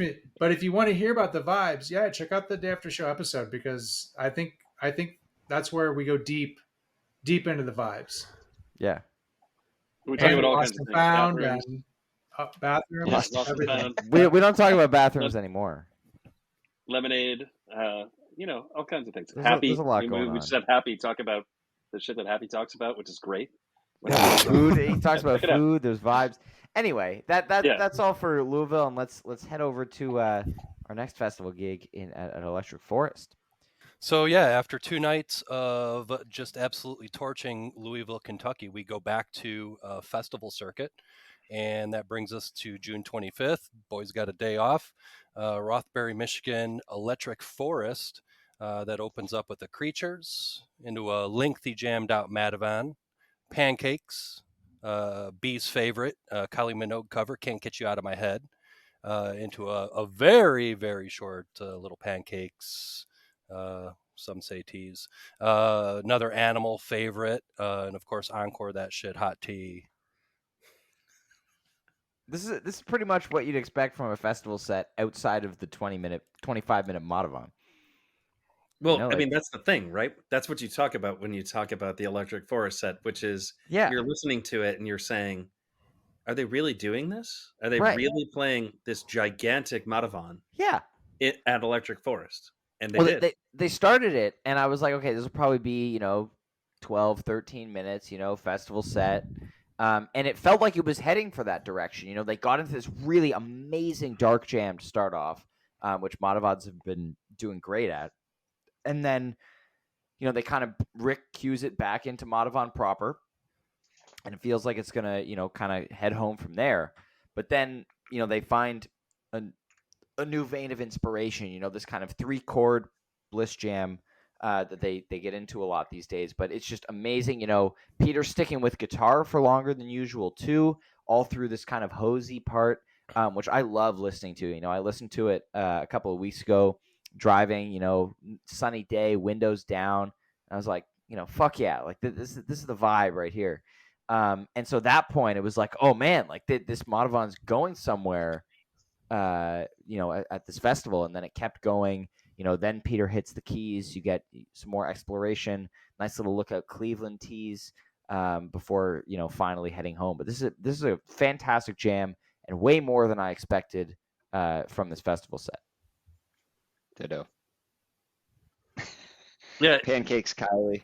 Yeah, It's just there's the standard stuff, but it's nice to get. it's an this. EDM festival. It makes sense that they played Pancakes, Kylie Sandwich, and Hot Tea. Yeah, but Electric Forest used to be huge, like Sound Tribe, String Cheese, or 07, 08, 09. What was it before? Rothbury for 1 year, 2 years? Didn't String Cheese headline it this year? Yeah, Probably again, literally. All the it's a fests lot seem of to EDM. all the fests seem to be struggling, man. Doesn't matter the genre of music. Yeah, that's very Yeah, true. Goose plays your festival, and suddenly it's the final year. It's just- That's it. Hey, so you know what that means? They just got to get their own fest again next Yeah. year. Something Pride nice. Fest 2. Something Legend Valley. Bring back Legend Valley Fred. is the spot though. Well, I mean, we're going to talk Not about for doing Resonance in a minute, and like, I just feel like that could be like their thing. Resonance like could have been the Goose Fest, but we'll talk about that in a bit. Yeah. But talking about Electric Forest, this Metavan is really good. This Metavan is on my playlist. It's sitting somewhere in like the mid 20s. It's worth going back to. I think it's got a little bit of a bliss segment. It's got also a. Ryan is freaking out. No, B was just making funny faces. Oh, okay. Oh, When you said it was in your mid 20s. When you said 20s, I was saying no. That's what? It's Seriously? somewhere That's like too my high. mid Well, 20s. we'll get to that. Let's let Neil finish his point before B, makes an attempt at taking him apart. I didn't say anything. The always agree crew doesn't get along. So, in any case, as I was saying, I think this jam is really, really good. It's worth checking out. It's one of the few jams that has a strong tinge of darkness. There is a darkness section. Peter drags it there with his guitar, and that part is really, really cool. This is a killer Madhavan. I think it's exciting that they showed up at this festival and decided to do this set. It's funny. Part of it actually reminds me of a show that really isn't so exciting from last year in Indianapolis, right after Legend Valley. Yeah. So you get the Kylie pancakes, pancakes. Kylie pancakes, you get hot tea. Yep. So those segments probably not so exciting, but I'm sure that was pretty cool to see live. But for folks who are really, really into Goose and really thinking about jams, that Metavan was a gift. It's really, really nice. And also the first kind of fleshed out Metavan in a while. in a while. Yeah. I was about to say since the winter and Cap and Warfield. Really since the Warfield is the first Madhavan, and the Warfield was the first one since the Ryman. We've really just had Ryman. Cap, Ryman, Warfield, and Cap, this one. Ryman, and Warfield. Yeah. And there have been a few shorter ones, but So far. yeah. I mean, yeah. I mean, not much else to say. This is kind of similar to Lexington a little. Probably better executed than Lexington, but similar in the sense of a set list that you kind of would expect, and but obviously bigger jams, maybe better playing here. Yeah. All right. Why don't you take us into Ohio here. All right, Ohio. This okay, so it's a Tuesday, June 27th, Columbus, Ohio. And this is, I was saying this earlier a little bit. This is, we'll read through the set list, but this is one of the more unique, set list, song construction, that type of thing, I think, than you'll find in a lot of Goose shows. So starting off with set one, switch and opener, Honeybee, which I at this point was a The bus return band, of the bee. essentially. Yeah. Yeah. Atlas 29 show Dogs. gap. So 28. Yes, that would be a 28 show gap. Yes. Oh, Or Goose.net says third- 29. So it'd be 30 then. No, 28. 28. 28 show gap. Well, Neil and I agree on show gaps. Okay. And then Jive 2, Time to Flee, Jively, Old Man's Boat, Hunger Sight, Rosalie McFall, and then read That's through good. set two. Let's talk about set one here. Well, okay, we'll talk about set one. So, yeah, real unique in the sense, obviously, Jive 2, Time to Flee, No Jam, Short jammer. Jively, Short one. and then the Rosalie McFall set closer. All those things I found kind of quite unique. I love the switch and opener. And if I recall, I don't think that was the opener on paper, was it? It was not. Yeah. Second time this year. Same as Madison, yeah. Madison. Yeah. Shout out to Neil. Such a great call on the set list or not. I love a switch and opener. And when we talk about openers, I mentioned Mr. Action earlier. Switching on the cover side, absolutely number one. Would you say that you agree with Neil? Oh yeah, we tend to. Yeah. Probably not a better cover opener. I'd have to hear a What's Up opener to make a final decision on that. No, but yeah, the Honeybee Bust Out. Hey, that's welcome. I think it was gone too long. I think that's a song that they should be playing more frequently. Atlas Dogs. Okay, Jive 2 also, not being played as much, so nice to see that in the rotation. But the Flea with No Jam was a little bit of a head scratcher. I think they like to do it from time to time. So yeah, you're just mixing it up. Also brings up the show Cape Cod, right? Neil, No Jammer Flea. Oh, geez, I can't even remember that far back. Yeah. I'm thinking there was a couple No Jammers around then. Anyway, sorry. No. My ADD was working. Big Jive Lee. Big Jive Lee. Definitely. Probably my favorite jam of the set, I would say. And then yeah, Old Man's Boat, Hunger Sight, Rosie, big set song wise. You don't get many sets where you see 2, 4, 6, 8, 9 song first set. So that's a nice treat once in a while. You get a nice long set one with a lot of songs, and for the most part, I kind of like most of these songs, So For the most yeah. part. And as Neil was saying earlier, another Hunger Sight where you just come to expect, a nice big jam. So yeah. And they transition into the Rosalie, right? Yeah, it was real nice. It was real nice. Yeah. Yeah. So little dripping on. I want to read you a list that I wrote while the show was happening, because it all started to occur to me as this was going on that something special was happening, and it happened right around Jive 2. So we had talked about this actually when we were talking about the Electric Forest show with friend of the pod, Jesse McMahon. I think it's at Jesse Mixman on Twitter. Mixman. And we kind of just, for some reason or another, said, these are all the songs they haven't played in a really long time. And then we just listed off all of these songs. And that was right before they played this show, which is kind of remarkable. Yeah. But I want to read you some gaps from this show. And this might actually spill into the second set. And if I do that, I apologize. But check this out. Switchin', 23 show gap. Honeybee, 28 show gap. Jive 2, 12 show gap. And when Jive 2 happened, I was like, something's happening in the show. I wonder if they're going to continue. And then it did. Time to Flee, 17 show gap. Then Jive Lee, 21 show gap. So that was like a time to Lee, right? It wasn't really like time to flee. Like the meat of the playing there was in the Lee. And then you get The Old Man's Boat, 19 show gap. So Goose is clearly doing something with this show. And they're going and they're pulling out of the bag of songs they haven't played in a really long time. Rosalie McFall, 318 show gap, had only been played once before. Then, of course, preceded by Rosalie McFall was Hunger Sight, that they hadn't played in 3 shows. So that was the outlier there in that set. But I mean, they were going out to play all of these songs they hadn't played in a really long time. These are all good songs, just like Jive was saying. I agree 100%. Lee should never, ever go as long as 21 shows without being played.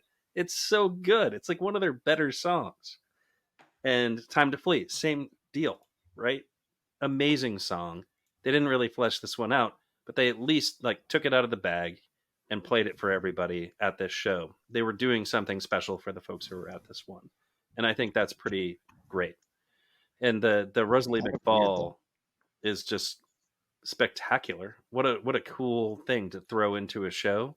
And it's cool that the band is kind of old enough at this point to throw things in like that as massive treats. I don't know. It's great. And then the other thing to mention in this show is the Hunger Sight, which really has a huge flow down fake out before the Rosalie McFall, which I thought was actually really cool and fun. I'm not like the biggest flow down fan, but this was good. Tease it. You know what? Tease that shit. Yeah, tease that shit for sure. Just tease it. Yeah. That's all we need here. It's really interesting, Neil, about the bust outs and kind of coming in bunches sometimes. When you look at the current show gaps, it's you see a lot of pairings. So right now, Eurocian and Dragonfly, 21 show gap. Doobie and Doc Brown, 26 show gap. El Megan and Burns Within, 41 show gap. So great. They tend to kind of, pair bunch those up, when they do play the more rare or less played songs. So just interesting.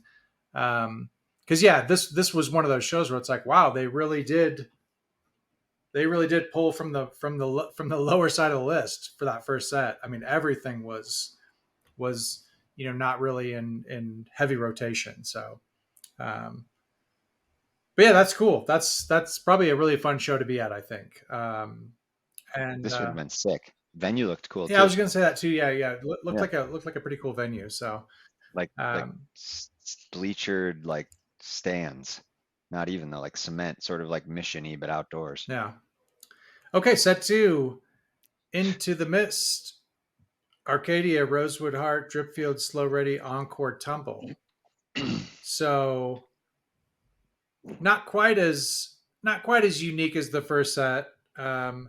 Maybe with the exception of the Tumble Encore, which isn't something you see every day.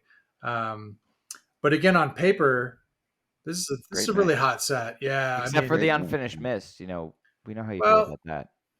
But just a great mix. Like I'd listen to that set on a drop anytime if you gave me those songs as a pick. Yeah, and I won't say too much about it. I think for me the Rosewood is probably the jam highlight here. Really kind of a unique version. It's not going to land super high on the playlist, but there's been so many good Rosewoods. That's another one we talk about some of the songs that are just kind of crushing. Rosewood is one where I feel like we've gotten some really good variation in the improv and not even just improv, how they're approaching kind of that normal first jam. Usually, historically you had that, you could just bank on that first Rosewood jam. You'd come out there, you hit that first jam, it wouldn't vary too much, and then you go into that second jam. So yeah, I feel like there's been a lot of variance this year, and this is another good one. Yeah, it's really, really good. And the drums have been king in Rosewood, and this is, by this point in the tour, it's becoming clear that Jeb is really on another level during summer tour. Mhm. You know, he's just crushing it every night. You know, that new timbale cutting right through the mix, and just everything he's doing is really more present in the band's sound, which we've been hearing all year, but it really kind of came through on the summer tour. And so he and Spuds locking in on this Rosewood, like they've been doing in many Rosewood jams this year, just sound absolutely amazing. And I mean, also Rick and Peter on that little Arkansas Traveler tease in the drip field. You know, that was really fun. You know, also trying to remember what song it was that they were teasing. You know, being so familiar with it, but you know, like a traditional song. You know, I remember listening to the Garcia and Grisman version when I was really young, and so it's just a nice treat. And you could tell the two of them smiling as they, you know, they played the riff on guitar was really nice. But yeah, and then, you know, as you mentioned, the Tumble Encore, kind of unique placement for this song. You know, this song was due, and in a show where they were playing a lot of songs on these longer gaps, you know, were they going to play Tumble? And they got it in there. But this was all in all just it was a fantastic set. Yeah, not much to add. I mean, this was a cool show. I love this show. When you look at this tour as a whole, this one stands out with a few other shows just because of how different it is. And yeah, it's worth going back and checking out. I really enjoy it. And you know, the Rosewood here definitely very good. That was a 13 show gap when they played that Rosewood, which is crazy that Rosewood could ever go that long without being played. And similarly, Into the Mist went 12 shows. But I think that's what happens when you play a lot of festival shows and then you play some other shows like Chicago where you're trying to play some of the hits and then you're not necessarily playing some of these songs. So that's what ends up happening. And so what's interesting about Rosewood too is that it had a longer gap last fall. It wasn't played from Kansas City until Goosemas. Like they left it off the entirety of Taboo's tour, which is so crazy. Yeah. I mean, it's too beautiful of a song to not be played. Some people really love this song. You know, they would make their Twitter handle something related to the song. And, you know, to have it be not played for there that are long. two such people on this podcast. Yeah, there are two. No, this felt like that's a great point. This is a great song that should have been played to more of that Fish fan base. Maya you know, agrees. Whether it's exactly, she knows when I start talking about Rosewood, whether it's sort of like a Reba, if you want. I mean, it's different, of course, but it's got sort of this very powerful lyrics, composition, and jam, and just like everyone's saying, it crushes. Maya is Dee's dog, for anyone who may be Yeah, confused. I think that was She's been left out. mentioned a couple of times already. I just wanted She's to got clear that up. She makes timely arrivals too. Nearly a person, really. I mean, Yeah. almost a person. Maya's basically part of this podcast. Yeah. Nothing more for me to say, but great show. Fun show, just top to bottom kind of. Neil, shall we head over to Pennsylvania and talk about Let's the talk about incredible Peach. night that we had here at Peach? Yes, I do. Want to talk Just about Peach. fair warning for everyone. There's going to be a lot of attendance bias from Neil and I in the forthcoming recap of this show. There's so much happened at the show that I'm so excited about. So, not a vibes report. This is not a vibes report. It's not a vibes report. I'm going to do my best, although there are some vibe stuff that we do have to talk about in this, and it's not vibes that I felt. Jeff, Captain Incredible, was at this show. Something really special happened for him, and we should talk about that. I won't talk about like my personal experience. We'll get there. So this was a special show. I think this was a really interesting show for a couple reasons, namely, again, the thing that we're going to get to. But I think it was also really well played, and the set list is very, very good for a Goose show. And I won't talk about any of the other experiences that I had while I was at Peach, because Peach was amazing, and the vibe there was incredible. Yeah. I think it all gets kicked off with Goose playing this set on the first night. So to kick it off, this is June 29th, 2023. Peach Music Festival listed as Scranton, but I think it's actually Music, where the venue actually is. It's in Scranton. It's But Scranton. in any case, set one, unique Scranton. set opener here. So this is already something different is happening. They opened the first set with Feel It Now. So that is some exciting stuff. For the most part, and maybe always, in previous plays of this song, Feel It Now has showed up in the second set. This may be the first time it's played in the first set. I haven't verified that, but I think that's actually true. Yes. Then you get the actual traditional opener with the Mr. Action. And then in the 3 spot, you get a Rockdale. So, I mean, we're just shooting flames here to start this show. Flamethrowers. Yeah. And then lead up. So they're playing their big song for this big crowd. Then Turbulence, another opener that kind of could have showed up in the opener slot area. And then you get Butter Rum to close out the set. And so jams wise, I don't think there's really much to go back to here. But in terms of a festival set and showing up and really laying it down and playing something great, I think the band did that. Yeah, and you and I kind of started the show, further back in the pavilion, and then my dad, texted me, I guess during Feel It Now or Mr. Action, was like, hey, like, I just kind of walked up to the rail right in front of Peter, and there's space here, like, come down. And, I went down. Neil, you were a bit skeptical, and you came down at set break. But it was just didn't want to get his eye socket. Sounds broken. like Neil. This is the first time I've been on the rail for Goose. Likely one of the only times ever. That this rail experience, obviously being at a festival, was like super laid back. There weren't a ton of people. We like during set break there was just so much like people, like half the people on the rail left, and went elsewhere, and then there was just space, and it was lovely. Shout out to Sam Ray, Spuds' fiance, who came and hung out with us for a bit during the second set. Peter, who made eye contact with me a few times. Jesus Christ. No, I think the important thing to bring up here is that what was unique about this show is that it was not all like Goose diehards, and that you were actually able to walk up to a open rail spot at the show. Yeah, and stand there. Because we brought this up on the day after show, and some people were upset. They were saying, like, being on the rail is a privilege. You have to work really hard to be on the rail. That was not the case at this show. It was there for the taking, and we just kind of walked up. I mean, it wasn't a prime spot. We were kind of almost behind Peter. I thought it was a prime spot. I was okay. But I think we're getting too far into the vibes report here. He looks like he's ready to shut it down. I hope he made people mad. Is it harder to get that kind of eye contact from Peter if there are more recognizable people on the rail, or was that probably? I think He's like, true. I know that kid. Yeah, I think it's probably true. Listen, this is. I think we agree with lead up connoisseurs, Lucas Anderton and Captain Incredible. I think we've agreed that this is the GOAT lead up played so far. So that's something notable in this first set. But otherwise, just vibes were high. The rum got into really cool jam. Trevor bass in this rum. Excellent.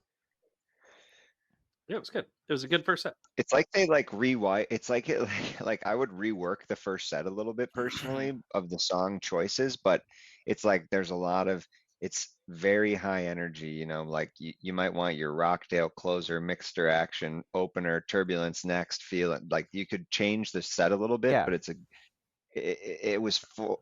That's maybe my only complaint. Just like like I said, like a butter rum closer. Yeah, they do it here and there. Feel It Now to open. Now that like gets you right going. I get that. It's a packaged jam in the composition, So, yeah, nothing crazy for me. I liked listening to it. Could have used a jammer. Like could have used a lengthier jam, which the first set did not have. Well, take us into set 2. Oh no, just real quick. I don't know that Feel It Now as a show opener is. I don't know that we'll end up seeing it there very often. Mm-hmm. Yep, I think it's fair. I think it's like you mentioned. I mean, I think its home is set 2, kind of coming that set 2 song 2 slot. I think is really perfect for it. But as an opener, it's such a great song, so it's hard to argue it anywhere. But Mr. Action. Open with Mr. Action. Okay. All right. Take us into set 2. All right, set 2, and this is where things get interesting for this show. Yeah. I mean, this gets real interesting. So this is, I even have to bring some vibes into this. This is when I had moved up to the rail. Yeah. Didn't really have big expectations after that first set for this to be kind of any kind of jams or anything like that. But so set 2, you get Fish in the Sea opener, Redbird, Silver Rising, Drive, Full Drive. With First jam. Full Drive. Not full drive. It's not the full with drive jam. still. with Jam Drive with Jam. in a long time into Hollywood Nights. Then you get 726 into Thatch. And what's notable about this set, super notable about that, well, there's a couple notable things, but the one thing I really, really want to talk about is that The Hollywood Nights. Not the Hollywood Nights. I want to talk about 726. And Jeff, friend of the pod, again mentioned for like the fourth time here, had said he really wanted to hear this song Hollywood Nights for his birthday, and like, he wasn't like actively requesting the song. He just kind of like was saying like, this is a song I love, and I in really, context, hopefully we're not doxing him, but he lives in the same place that Bob Seger comes from. Oh, is that true? That is true. I think we're talking about a different song here, but yeah, 726. Yeah, but he did request it. Well, yeah, I mean, I guess it is a formal request. So, but he loves Hollywood Nights too.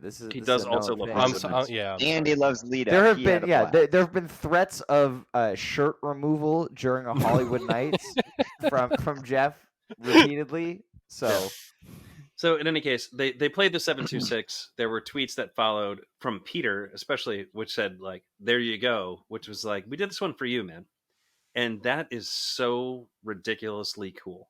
They don't need to do it all the time, but every once in a while, when they kind of pay appreciation to fans, I think that buys a lot of capital with other fans. And I'm one of those fans that it bought capital with. I just thought it was the coolest thing. I think Jeff deserved it. He does a lot of, content creation for this band. He talks about this band a lot, and I think they appreciate him, and they did that for him. And I thought that was super great. But going back to the music and talking about this set, Fish in the Sea is always amazing to hear when Goose plays it. And then the Redbird that they play in this set is a very, very, very good Redbird in a sea of really, really good Redbirds this summer. But this is on the upper echelon of Redbirds as I see it. And kind of throwing us back to when we were talking about Peter's piano sound, where he can kind of do that upright piano thing, or he can have that really rich piano sound. This one had the most beautiful, rich piano sound that I have heard in a Redbird yet. And it was awesome. And I still go back and listen to this Redbird because I just love how the piano sounds in this song. Yeah. I mean, I want to talk about this set. I want to mention this drive. And there was a moment, it being a festival, not everyone's super diehard Goose fan. So obviously not a ton of people in the audience know about the whole Drive hasn't jammed at all in 2023 going into this show. And so they start Drive, Neil and I kind of look at each other like, all right, like, mid-second set, we'll see what happens. They do the guitar solo, it gets extended like they've been doing this year. And then they close out the guitar solo and they kind of pause for that moment. And Neil and I kind of like grabbed each other and we were like looking like, oh, and then, Rick starts the jam, and, the two of us start like jumping up and down and screaming and being really excited about it. And there were a lot of people around us were kind of looking at us like, why are you so excited about this? Like, but it was really cool, that they jammed Drive again. And so I'm hoping this means that, this fall when they come back on the road in September, that we're going to get some, longer drives. Maybe the Woes will come back. We can always dream. But this was just an awesome set. Vibes were high. I heard from some people who were, not as huge Goose fans as us. They felt that this set was a little bit slower paced, which I found interesting, having Redbirds, Silver Rising, and 726 in the same set. But, as somebody who knows the Goose catalog, like this didn't feel like it, it wasn't very well paced. I thought it was amazing, and, Thatch was always coming.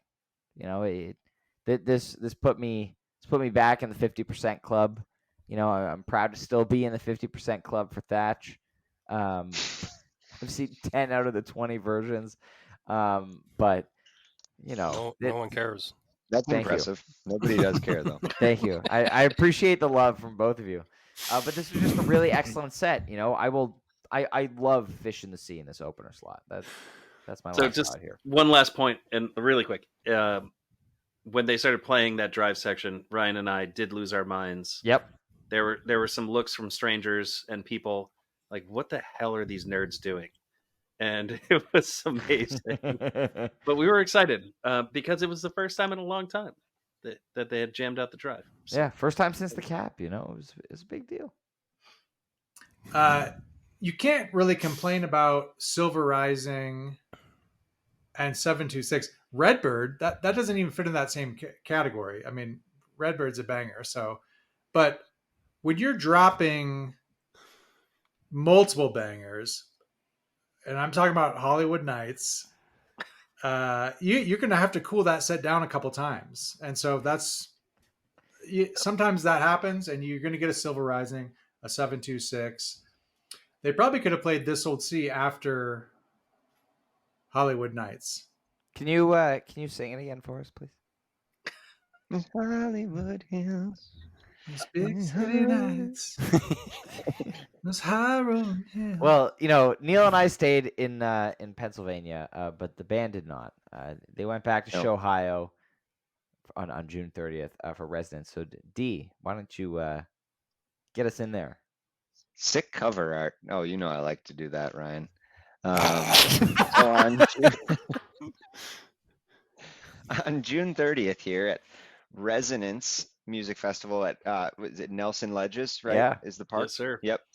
Our boy Jeff once again representing. So set 1, we got Jive 1 opener, followed by a little Loggins action, baby. Let's go.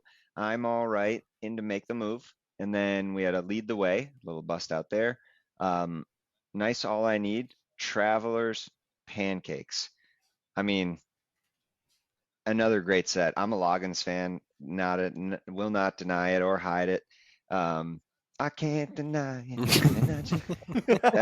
But I like the look of this set. I think it's got like a nice sort of it has like a 2018 like older style feel, like a good mix of the jive, like a jive opener. You get the Loggins, Lead the Way, which was, what was that gap, Neil? This one wasn't super long. This is, it came back in Boise, 40 shows, that's and right. then Warfield, and so this was 15. Boise was 40, you said? Which, yeah, but honestly, the 15 show gap was, that feels 12 to 15 is a good 14. Yeah, Still 14. too long. pretty long for We Lead the yeah. Way. And yes, I agree, B. Too Yeah. long. But All I Need, great All I Need. Nice extended. Obviously, we still haven't had a second jam All I Need in how many, 9 months or 10, something pretty crazy, or Yeah, it's a big a amount lot of of time time. now. Yeah, and Travelers also making an appearance here. I like a Pancakes to close. Just a great mix. I think there's a cool festival. I mean, another festival, but more so, obviously, almost it's a headlining gig with 2 full sets, and crushed it. Yeah. I love how this set sounds. Only the second unfinished All I Need in the song's history. I talked about this earlier, but just interesting tidbit to note. They don't return home there. Interesting jam for a couple of minutes. Nice to see Loggins come back again. Nice energy boost to the set. 74 show gap there. Last played in Tahoe last year. And otherwise, yeah, this is a great set. Peter teasing us, knowing that Great Blue is playing the next day, and knowing that people want to hear Lily's Tiger, he throws in the Lily's Tiger tease in the Pancakes. He's leading us on. He knows that we want it. He's leading the way. Yeah. Yeah. I like the lead the way too. Oh, so speaking of, Is that a Jive Goose guarantee? Well, I mean, that's just my just thought in the moment. I think that's too good of a song. And if he's gonna do that, then you can't not play it ever again. It's coming. As a composed piece of music, Labyrinth or Lily's Tiger? Oh, Lily's Tiger. 100% of the time. Yeah, Lily's. Totally. I Because the like time them investment both. is low, and you get the thing. But in any case, while we're talking about clubs, I'm in the 100% club in Lily's Tiger. I've seen them. I've seen them all. How are you? All 2. All 2 of them.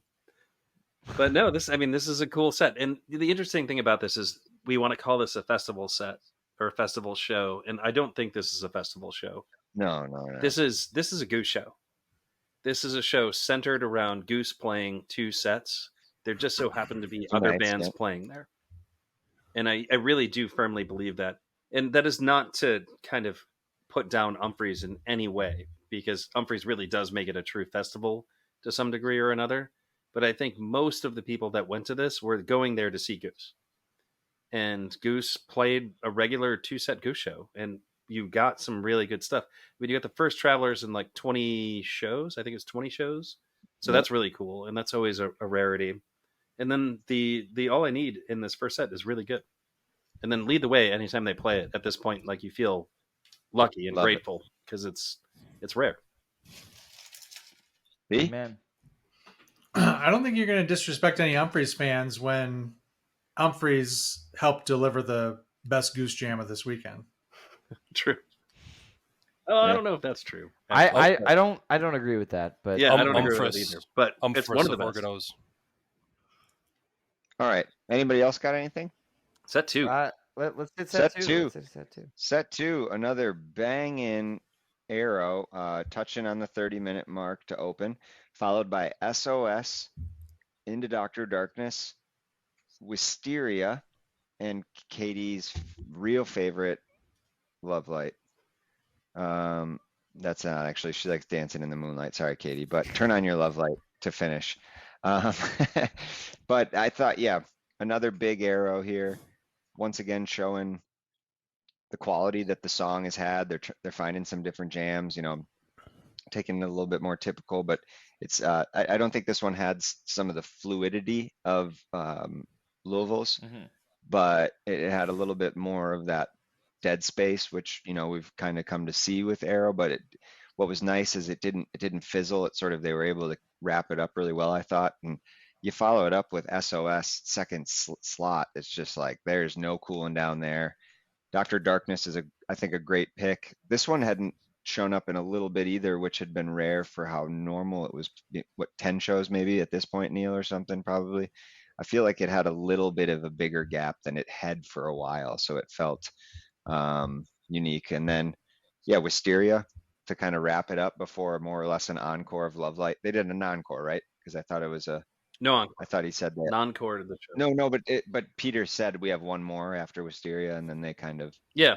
I thought they were like coming It's a to festival, the end. Yeah, so it's It was, yeah, but once again, like Neil said, this is a Goose set, just a full, there's no festival sort of confines on it, and killer show, top to bottom. Personally, I mean, with the way Arrow's been going, I don't really have many complaints here. I really liked the set. Yeah, I think you get 2 big jams in this set, right? You get the Arrow that approaches 30 minutes. And Wisteria, and then you get the Wisteria that I think actually picks up where the Arrow left off. And this Arrow has like a really cool segment in it, which again, I was kind of talking about it earlier, where Peter does this like rumbling, almost like a busy signal sound on the clav, and it sounds intense. Yeah. In this one, it's really, really good. And after the show, we weren't actually listening to this show live, right? So we actually had to ask a friend what this sounded like, and his vocal representation of this jam was just like, and like it's out there on Twitter. That's if you follow exactly 902 what Vickers, it sounds like. If you follow And- 902 Vickers and you scroll back far enough, you can find this. Oh, did he actually post that onto Vickers posted it. We'd like to shout out, Captain Incredible Jeff for the 17th time on this episode. Yeah. And thank him for the vocal representation of this Wisteria. Yeah, which that was his representation of the Wisteria, but like it actually happens in the Arrow too. I think that's the important part to mention. Wisteria, like the abbreviated version of like where this jam began with Arrow. But this is a good set. This is really, really cool stuff. And I think it lends itself to the vibe at this particular show. As I understand it, it was as close to Lawless as a show can be. And having been to like some Lawless shows over the years, like I can appreciate those shows. It makes it feel different, and it feels different for the crowd. It feels different for the band. I think back to the Pines in Eau Claire when I was at that show. And that show Kevin, you can agree, felt virtually lawless. You could do whatever you wanted. You could have showed up with like a backpack full of beer, sat down in the middle of the crowd, and just opened up every single beer and just drank it one after another, and nobody would have said anything to you. Nope. We did. We had a cooler full of beer. It was its own little community for fucking 48 hours. in the Charleston with the Charleston. And so when that happens, when there is a community at a show and everybody feels like they're together, it changes the vibe of the whole entire show, and I feel like that translates to the band. And you have to imagine you have to imagine that they pick up on it just as a matter of like playing, like, holy shit, the vibe, you know, we don't like to talk about vibes, we want to quantify things, but like you have to imagine that the band itself picks up on just the positivity and, you know, hopefully feeds off it. Show higher. Yeah. So there was a looseness here at this show that I think showed up in this Arrow, and it showed up in this Wisteria. The band just kind of wanted to just let it all hang out. They didn't feel like they had to do anything to impress anyone, I guess. They just wanted to just play jams, and that's what happened at the show. Yeah. So awesome. Really, really cool. And I think that vibe continues on even more so into the second night. Yeah, and I agree. While this may have been the second best 30-minute Arrow of the tour, this is still a fantastic Arrow, and I'm just, you know, I want to say again how happy I am that Arrow is coming back with these amazing jams this year. You know, we've spent a lot of time on this podcast ripping on Arrow and just talking about how Arrow is like, there it is, you know, Arrow again, 25 minutes, not much happening. But, you know, shout out to Arrow here, doing great. Dr. Darkness, you know, not the first time it's going to, or this is the first time it's going to show up in the second set on this tour, not the last. Really weird placement for this song. I think, you know, this kind of belongs early first set for me. But the Wisteria here is excellent. You know, nice grimy little jam that they get into, and Love Light's always fun. You know, it's just solid show. This would have been my pick there. Our pick. That's a Eurosian slot right there for me. Yeah. After SOS, big Arrow. 100%. Settle it with Eurosian. Eurosian is very underplayed this year, I feel like. Also, You know, like, where is it? It's a fantastic song. Love it. It's a tricky song because I feel like you have to be careful with it because you can kind of let the air out of the tires with that song too. Like you can almost get too laid back. It's like right. Of a landing pad. But I hear you. It does need to come back and be played. We need a Eurosian here and there. Well, let's you know, I'm very happy I get to lead off the next show here because, you know, it's Canada Day, July 1st. And my birthday. And your birthday, D. You know, unfortunately, there were no fireworks to commemorate the holiday down there in Garrettsville, Ohio. Well, my birthday. Bullshit. Yeah, exactly. Like, ridiculous.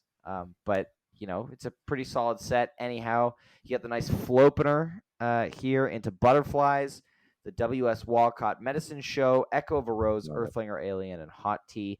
Still waiting for the return of the big Walcott jam, you know. This is something that's been missing the last number of plays. This and the way it is, you know, these tight, shorter versions are great, and they're amazing covers for Goose, but, like, you know, we know what it's capable of. We know that there are jams to be had. We need it to come back, please. Cut the Earthling out and jam the Walcott. Right, exactly. Something like that. I love Butterflies in the first set. Like this song I really love this song. And I'm happy that, you know, Peter could have played it with Great Blue on July 1st when he played with Great Blue, but I'm really happy that he saved it to play with Goose. You know, it just sounds so good with this band, and I love it. Echo in this set, you know, kind of goes into a similar category to me with, you know, you have the Cincinnati version, you have the Chrysalis from last year, these 20-minute versions that are just like really solid. You know, it's not going on my playlist. I think most of us agree on that. You know, some old people may have a skewed opinion on this 20-minute Echo, but it's a really solid jam. I don't personally think it's worthy of being on the playlist, but it's a very enjoyable listen. You know, Concise Earthling, really confusing about this song. You know, it started off the year so strong with the Cap and then Roadrunner, and then it's kind of been like 10 to 13 minutes ever since, which is really interesting. And then, you know, Set closer that shit. Hot tea. They're at a festival. They're in Ohio. They're having a good time. They're gonna play tea. B. Neil, is this Echo on your playlist? It is not. Because he's smart. That surprises me. What do you like about just this for the Echo? record, I think that's the just question. for the record. But Neil this and I is listened to this in our hotel room after Peach, and we immediately came to the same conclusion. This is a solid jam, but it goes in the bucket with the Chrysalis and stuff, like where it's good. But Neil has a long history of really, really liking this kind of Echo, and I think this is actually one of the better this kinds of Echo. So it's hanging around in my playlist. It's hanging in there. When you say this kind, are you just talking like the style that they play it in? Yeah, the more kind of straightforward, just high energy. But yeah, I think this one kind of does that better than a lot of the other ones have. So, but highlight of the set, obviously, I don't. There's not much. Oh, else agreed. to say about this set. Yeah, I mean that is the anchor of this set, right? When you go and look at this set, that is the best jam that they played here in this set. Actually, this set does feel weirdly festy to me. The hot tea set one closer is just bizarre, and then the abbreviated Earthling or Alien is also strange, because I think at this point they've established that it is a jam vehicle, but then they unestablished it really fast. It was a jam vehicle. Yeah. Shout out to the that's Cap fascinating. one. Some of us know how good it is. You get the WS Well kit. Like, I mean, that's cool. And then there's really not much else to say about this set. Yeah. Anyone else got anything else? All right. Let's hit set 2 here. We've got So Ready, Spirit of the Dark Horse, The Return, Dancing in the Moonlight, also The Return, White Lights, Loose Ends, White Lights, Bob Dawn, Empress with Jake and Joel, and Madhavan. This is a really cool set for a lot of reasons. Empress. Thank you, Kev. I was going to throw it over to you as our resident Umphreys expert here. As the man who has Umphreys in his Twitter bio. But we'll get there. So Ready, always fun as a set opener. Get the energy going. First Dark Horse of 2023. Last seen in Boulder in December. 45 shows. Just short of getting that notable gap notation on the set list. But nice to see Dark Horse come back. Still looking for that Thunder ending. Neil and I were talking about this in the hotel after Peach. We were like, as we were listening to this, we were like, I listened to the end of the song and I'm just I'm like expecting the Thunder ending to happen, even though it's only happened once. Like, it's so good. It's so incredible. It's just musically and just the way it closes out the song. It's just amazing. Dancing in the Moonlight comes next. That's where we shout out Katie. Again, she loves this song. It's a great cover. Last played last year in Charlotte. Pretty long gap there, 112 shows. Then, White Lights, Loose Ends, White Lights. Shout out to our good friend Noah Ray, finally getting that loose ends that he was chasing. He'd been teased a couple of times, but he got it. And then Bob Dawn. Empress with Joel and Jake. I can't say enough about this. As a keyboard guy as well, hearing Joel just rip on Empress, on the vintage vibe and then on piano, like just the way this jam goes, this is musically probably the best sit-in in Goose history. I think, and I'll let you guys talk about this a little bit more. Neil, you're looking surprised. We drew the same conclusion the first time we heard it. And then I don't know. I if thought we did. The conclusion I came to, but I thought we did. There may have talk been about it, and then solid Madhavan closer. But let's throw it over to you there, B. Go ahead, B. So a couple of things real quick. So it's funny because we talked a little bit about logins earlier, and then now you're talking about the Thunder ending, and it makes me so I have to think of Perry and that 6/15/21 Perry New York show that had the famous like huge jams. That remains a top all-time Goose show. Yes. and for a number of reasons. But one of those reasons is thunder. And so if you don't listen to uh, that June 15th, 2021 show, at least once a year or something, and go back and just listen to At that least whole once a show, year. it's I it's hit that just Empress all the time. it's an all timer. But speaking of Empress, yeah, so I think it's so good. I think that what Jake and Joel do, and maybe Jake more for me, but the energy and the kind of creativity that they bring, and the style, their own style, you know what I mean, that they bring to this song, I thought was super super cool. And not to go on and on about it, I think it's a top version. There's actually some really cool improv in here. This isn't just about you know Jake and Rick lighting it up, and Yeah. then Joel doing cool shit. There's actually some really good improv in here. But the one thing that I did want to mention about this is that I couldn't help but think, I really hope Rick, here's some of the stuff that Jake was doing in this, and I would love to see him incorporate some of that stuff, like just the way he moved in between sections here, and the licks he was throwing in. I mean, it was truly awesome. And yeah, I don't know, this if this isn't the greatest sit-in, then there's only two that you could be thinking about, and that's got to be Trey All I Need or Grippo Flea.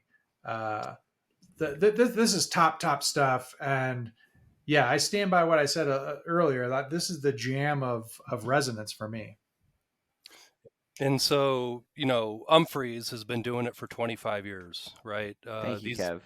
These guys are consummate professionals. They sit in, or have had people sit in, like all over the circuit, all of these other different artists. And I think a lot of us were waiting, at least a lot of us Humphreys crossover fans were waiting for this sort of moment to happen. A lot of us were prepared for it to first happen in June of 2020.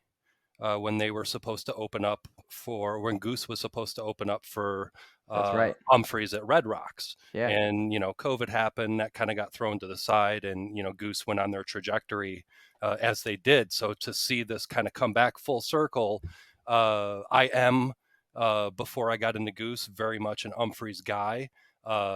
B, you hit the nail on the head in terms of like how I view Jake. Like, Jake just isn't a guitar player. Like, he's got his own tone, he has his own style, like he's got his own accessories on his guitar that like suit the way that he plays. So to have that sort of uniqueness, and Ryan, I mean, your increasing relationship with Joel, that he is a professional. Like, he knows his instruments, he knows song composure and structure and all of these other musical theory things. So to see like all of this knowledge come together on one stage, and to see the product produce out of that, like legit in the moment, goosebumps, man, goosebumps. So one thing I do want to say is, when you listen to Jake and you listen to Rick play side by side, there's not an exact one-for-one copy there. But when you listen to some things that Rick does and you listen to some things that Jake does, you're like, oh, this guy has listened to this guy. And this guy has played this guy's licks before. Rick has said note that, for note. Yeah, Rick has said that they're fans of Humphreys. They are fans of Humphreys, and that is true. And then the cool thing about this recording, or interesting thing about this recording, is that Peter's vintage vibe is just jacked way up, like way up in this recording. Yeah, though. Like, I want to hear what it makes it actually sound better. I'm really excited about how it turned out, because yeah, Joel just sounds so good, and he does a really, really great job of not doing. Sit-ins can go a whole bunch of different ways. Like, a guy can show up and just like absolutely blast out the way that he plays, and he or she plays, and like that's just like what you hear. That's not what Joel did here. He just accented the song. They knew the song, they cared about the song, and they did justice to the song. And that's what makes this a really, really great sit-in. They knew it. When Grippo showed up and he played Flea, that is an amazing sit-in because Grippo is an amazing musician. There was a vibe in the moment. He just fit in nicely. His ear was good enough so he could hear what the band was playing. He did not practice Flea. He didn't practice like a 30-minute Flea jam, you know? Mhm. It's a very, very different thing. And this is really, really cool. And that is what I like about all of this is there's some interplay between Rick and Jake. There is Joel accenting the music and really respecting the song and adding, still standing out because he's just such an amazing musician. Yeah. But like he didn't need to step on anybody to do that. And so it all just worked out perfectly. And in a way, when you listen back to like the Taboose jams, like I think this worked better than Trey and Rick kind of trading licks and doing the dogfight thing. This was cool and it sounded good and organic. This is also cool because you talk about how well rehearsed Joel and Jake sounded. You know, talking to Peter after SPAC, I asked him about this sit-in, and he said that they decided on Empress the morning of July 1st. And so Jake and Joel, like it sounds like it was maybe they probably decided a needed to week listen before. to it. They probably needed to listen to it once, and Exactly. They were good to go. Exactly. It sounded like maybe like a week before even they had decided on what song they were going to play, and like, all right, like we have time to learn this. Neil and you and I were like freaking out about like Jake kind of playing off some of the licks within the song the first time we listened to it all the way through. But it's really amazing to hear how well rehearsed they sounded just having decided on the song the morning of the show. And like I know at least Joel had heard this song before, but obviously they're not super familiar with the Goose catalog and not super familiar with Empress, and so it's amazing they went on stage. And it's also cool to hear Peter kind of calling out some cues to them. Thank you to Goose for releasing the video of this jam just a couple of days before we recorded this. So really amazing to hear or to see finally what was going on during this jam. Some of Rick's reactions to Jake's licks, and the way Peter and Joel looked at each other after they finished their little trading solo section was really awesome. And Peter calling out like Big G, like at the end of the song for the last note, and some of the other cues. But it was just an incredible moment.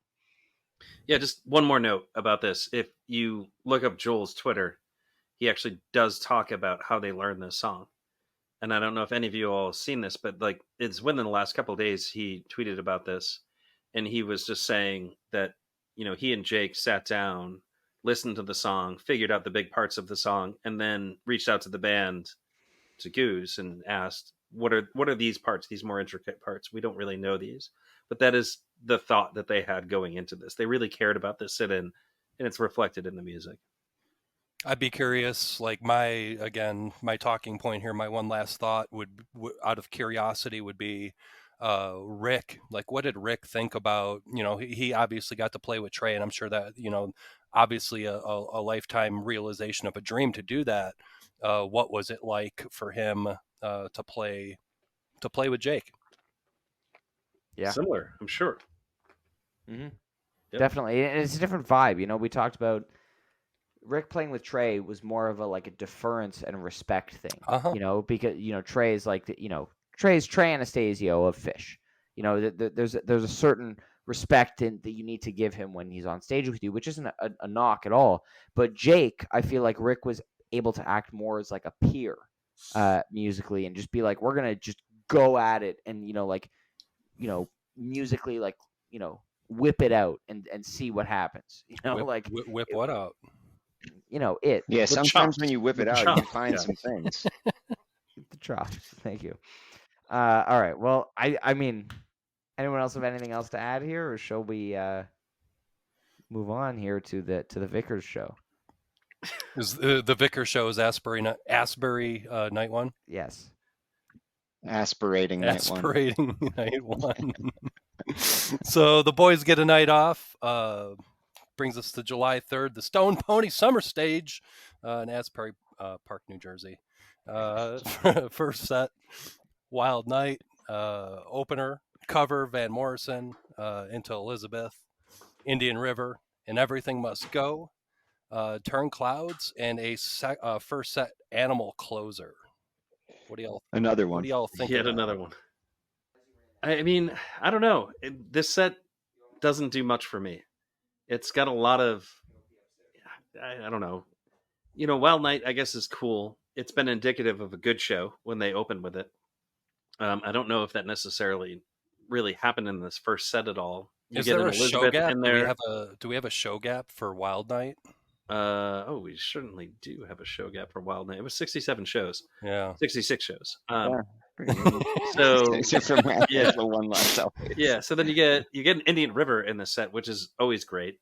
And then you get, actually right here, you get the, in my opinion, the best Everything Must Go that happens. And if you go back and you listen to the boards for the show, there's a guy who's standing like at the front of the stage, like screaming out like, "That was fucking amazing!" And the band actually reacts to it.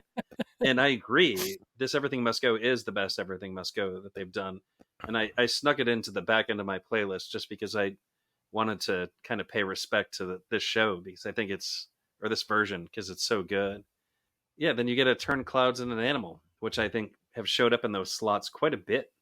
That's what you get for the first set here. There's really not much to write home about. Well, I'm gonna have to actually go back and check out that Everything Must Go again, because I don't have quite the memory of it. But I love the song, so if it's that good, I want to make sure it's on my radar. But yeah, otherwise, just a pretty even keel first set. Nothing like Neil said too incredible to write home about. So set 2, we have Yeti into a Creatures, Arcadia. B's favorite table flipping song, Electric Avenue. And a very lengthy drip field at 25 minutes, almost 26 minutes long.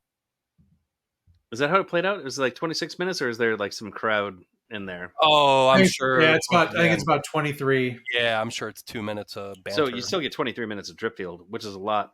And this drip field, I think, is one of the better drip fields that has been played on this tour. I think B probably has more to say about the drip field than I do. This Yeti Creatures is actually really, really good. This segue is actually something to write home about, and this is Hall of Fame. What? Hall of Fame segue. Hall of Fame segue. Ryan is saying. Okay. He pissed his brain out. Yeah, it's on his segue of the year list. Yeah. So if we're talking about segues of the year, right? Well, let's talk about segues of the summer. I really love the Elizabeth Caution Elizabeth. Yep. Where does this stack against that, in your opinion? Because I don't know if I like this better than that. I mean, it's hard to compare to this, because in terms of raw energy, this wins. You're talking Creatures Arcadia segue? Yeti Creatures. Yeti Creatures. Creatures Arcadia, there's not a segue. There's a full stop there. But Yeti Creatures, like, just, the momentum with which they carry from the Yeti into the Creatures, and then what happens during the Creatures jam, it's just so hard to top that in terms of segues. But the Caution Elizabeth we talked about earlier is just so phenomenal. And yeah, in thinking about it realistically, that one might be better. And by saying that Yeti Creatures is in the Segway Hall of Fame, that's not saying how many segues are in the Hall of Fame or that this one is the best of the bunch. This is just an amazing, amazing Goose segue that stands above, some of the other full arrow segues that we've heard earlier in the tour.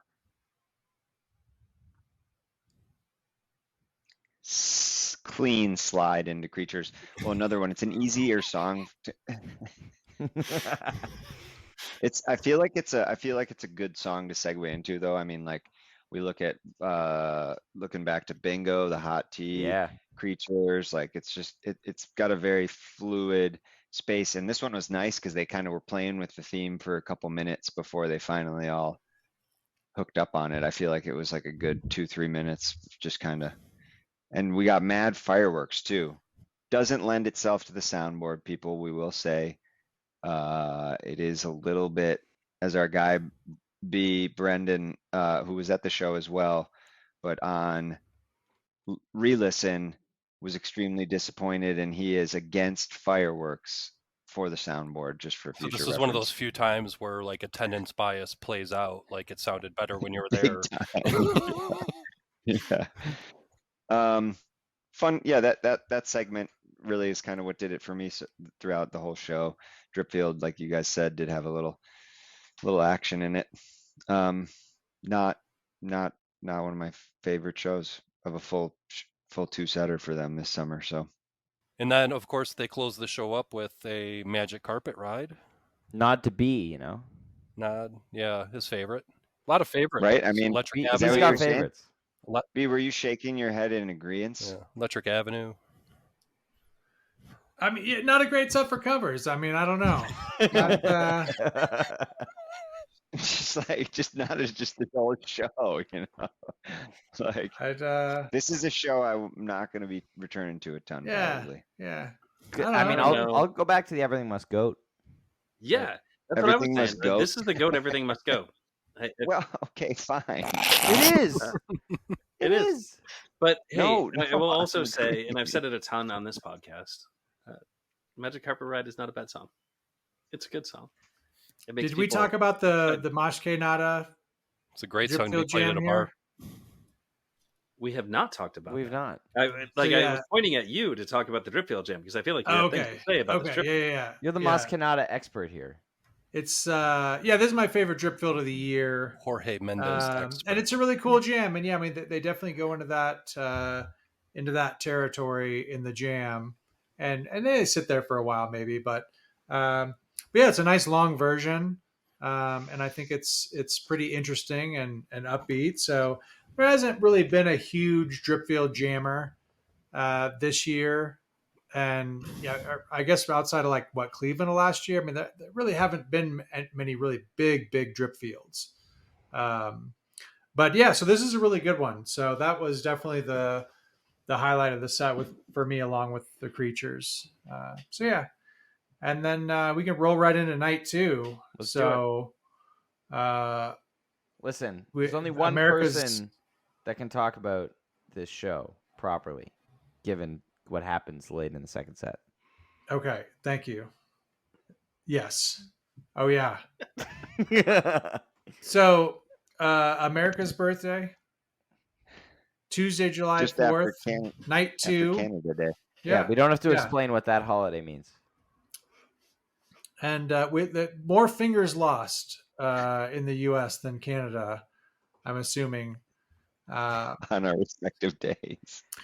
So kind of a set one openers, really. Atlas Dogs, Turbulence, Mr. Action, Butter Rum, Tumble, and then U.S. Blues. And this was the first U.S. Blues from Goose. Is that right? Yes, it's It been is. played with the Ray Below a number of times, but yeah, this is the first Goose one.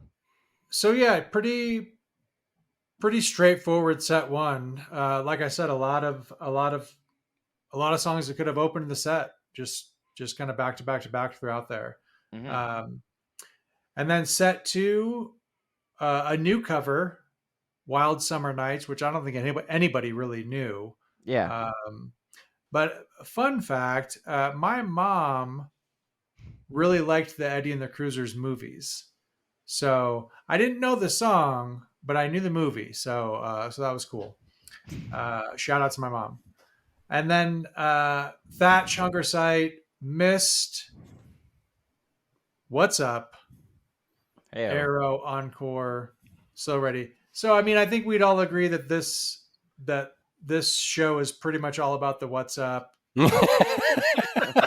I love this slot. Would you Hey, say no, look, the uh, only acceptable time for an unfinished mist is when it goes into What's Up? I would say that. I might have mentioned another couple options. Dragonfly. Yep, Dragonfly was one. I think that was maybe when we talked about this. But yeah, if you're not going to finish Mist, you've got to be coming with the heat, and they did it. And so, kudos to the band for recognizing that and just knowing that, yeah, we're not going to finish Mist. Mid set 2, we're not going to finish it. But check this out, though. But What's Up? It's a crowd favorite. It's one of my favorites. No shit. But no. In all seriousness, I don't know about the Wild Summer Nights. I guess it's something to do with the area or something. It was a wild summer night at this show, you know. Yeah. Decent thatch, decent hunger site, decent arrow, slow ready encore. I think I for sure was expecting slow ready to come tonight. So I'm actually not lying when I say that this show is probably all about the what's up for me. There you go. And what's your take on the little Peter rap in the what's up? Oh yeah, just keeping it positive, and just I love it. You know what I mean? I love bringing the universe into it and the positive vibes. Yeah, that's what Peter's all about. So you got to love that. How many times have you listened to this what's up since it was played? We're talking about that. So we call that the positivity rap. I don't know if that's noted on El Goose. It's not. It's not. But how many times have yeah. Have I listened to this what's up? Yeah. I mean, a few times. To be honest with you, the New Orleans what's up is the one that's saved to my phone. It's my ringtone. so that's the one I listen to the most. What's going on? On the topic of what's up, though, this is one of those songs, and Goose does have this ability to make a cover their own. This song is well, I'm going to get myself in trouble by saying this, but it is an atrocious 90s song. Fuck off. It's not Fuck good, off. but it's so good when Goose does it. It really, really is. You remember like the Crash Test Dummy song in the 90s? Like the it was in the same bucket. Right? It was just kind of a kitschy song where you're like, oh, ha ha. It's way better than the Crash. But so when Goose does it, yeah. they do make it their own, and it is very, very good. That is my opinion about what's up. So I agree with you. So you're suggesting that the four non-blondes can't jam, is what you're suggesting? I'm certain they cannot, but maybe they can. I don't know. I've never listened to their recordings of band practice. Maybe we need to dig those up. This is very unfair. I think you're, I'm surprised they're not. Nugs isn't dropping four non-blonde soundboards. We got Counting Crows soundboards dropping every day. Well, Counting Crows still plays music, Brian.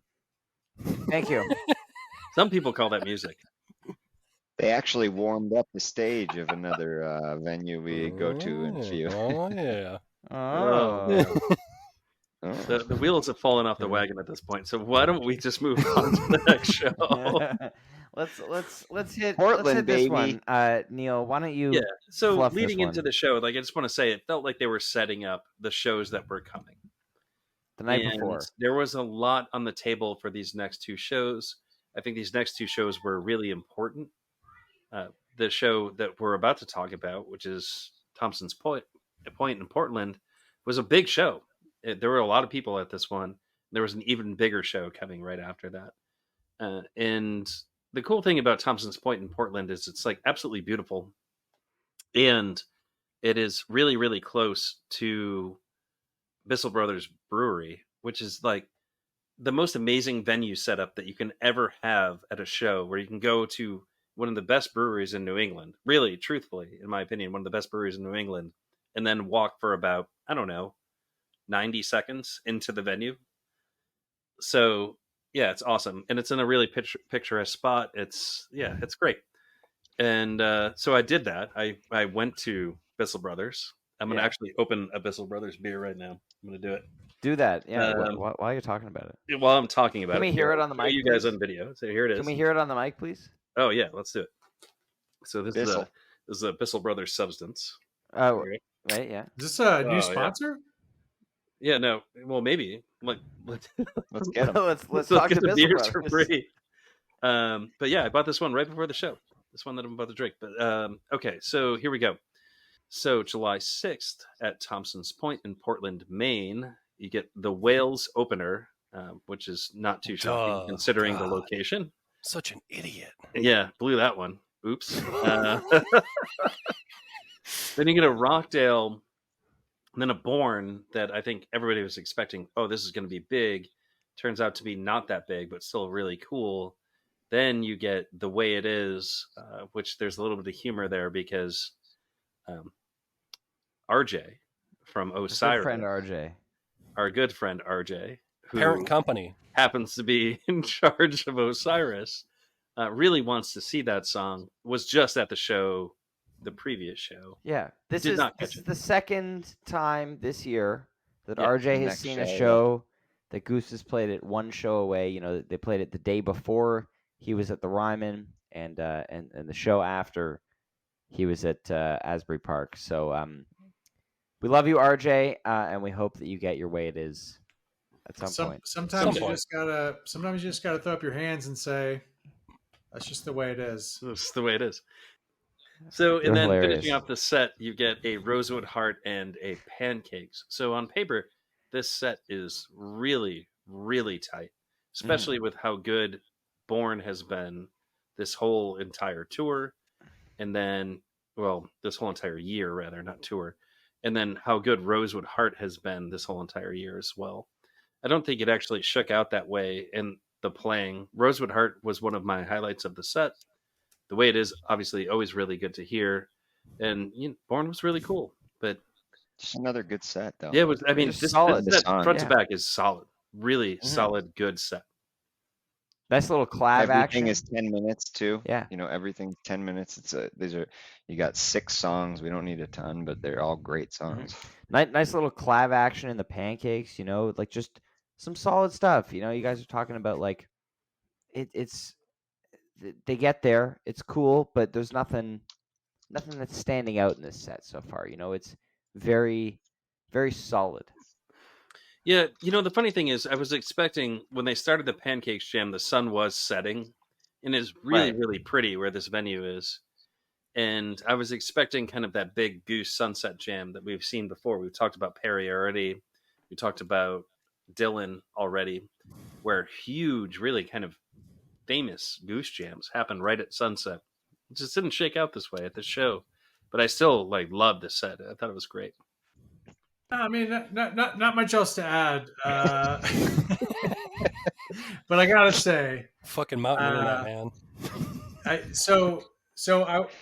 I really wanted to go to this show because I used to live in Portland, and I had some really good friends at the show. Some of my really good Maine friends. This is a really good, and I heard from my friend, and he was excited, and he's not dissecting shit like we are all the time, you know what I mean?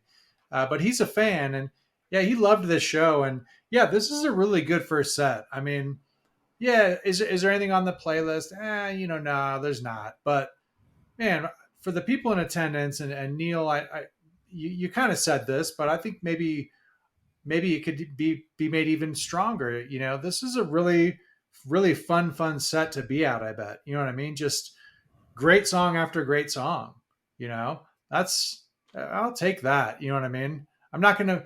This isn't the type of set that disappoints me, right? Right. This is really good stuff. So yeah, wish I could have been there.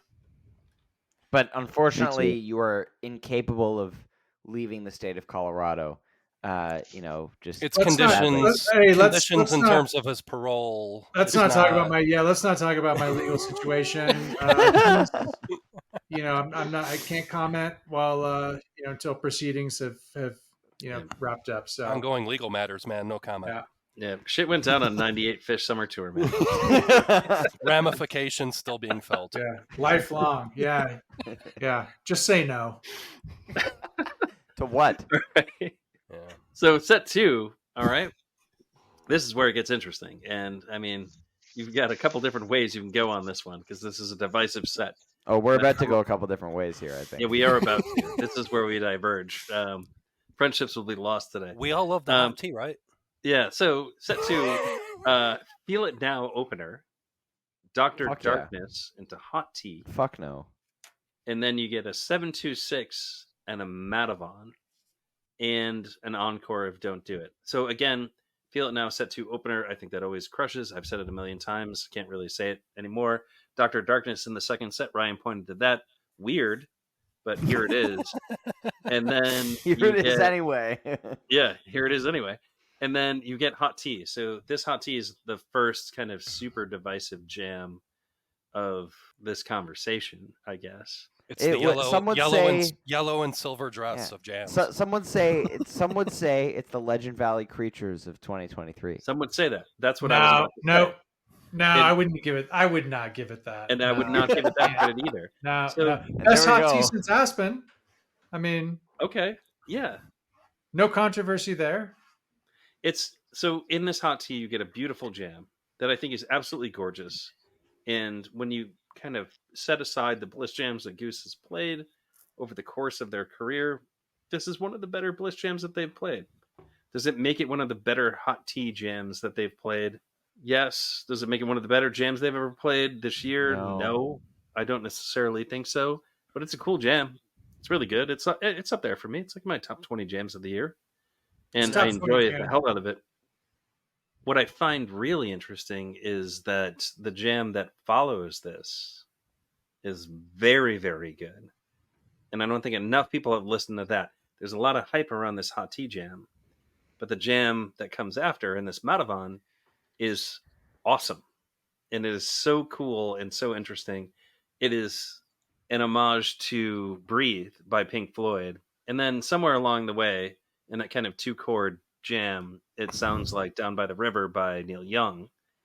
And it's awesome. It's just great and was so much fun live to have seen. And maybe this is attendance bias speaking, but I think that one is also one of the cooler Madhavans of the year. You look back at the Madhavans that have been played, there haven't been many barn burners, but you look at the Warfield Madhavan, right? Harry Hood. So like that is definitely like a Harry Hood jam. This one you get like the Pink Floyd Breathe jam. And like if you like Pink Floyd and you don't like this Madhavan, I don't know what to say to you. Like you're just. And who does Harry Hood? Who's that? I think that's the Ominous Seapots. Thank you. Yeah. He's kidding. It's Disco Biscuits. This set is really interesting for a lot of reasons. You know, you get this amazing hot tea, but also, you know, Dr. Darkness as the second song of the second set is really, really bizarre placement to me. You know, like it just, I don't get it. You know, I don't understand the thought process behind putting it there. You know, we talked about before how this is very much a first set song, and I think early first set. Yeah, right. Like it belongs in that slot. It should be there, and so it's weird to see it happen in this slot. But you know, it did, and you know, it led to this hot tea. It was excellent, dare I say it? But you know, interesting. Happy to see hot tea doing stuff. You know, definitely was a little bit worried when the tea did start. But you know, this ended up being an excellent set. So got no complaints there.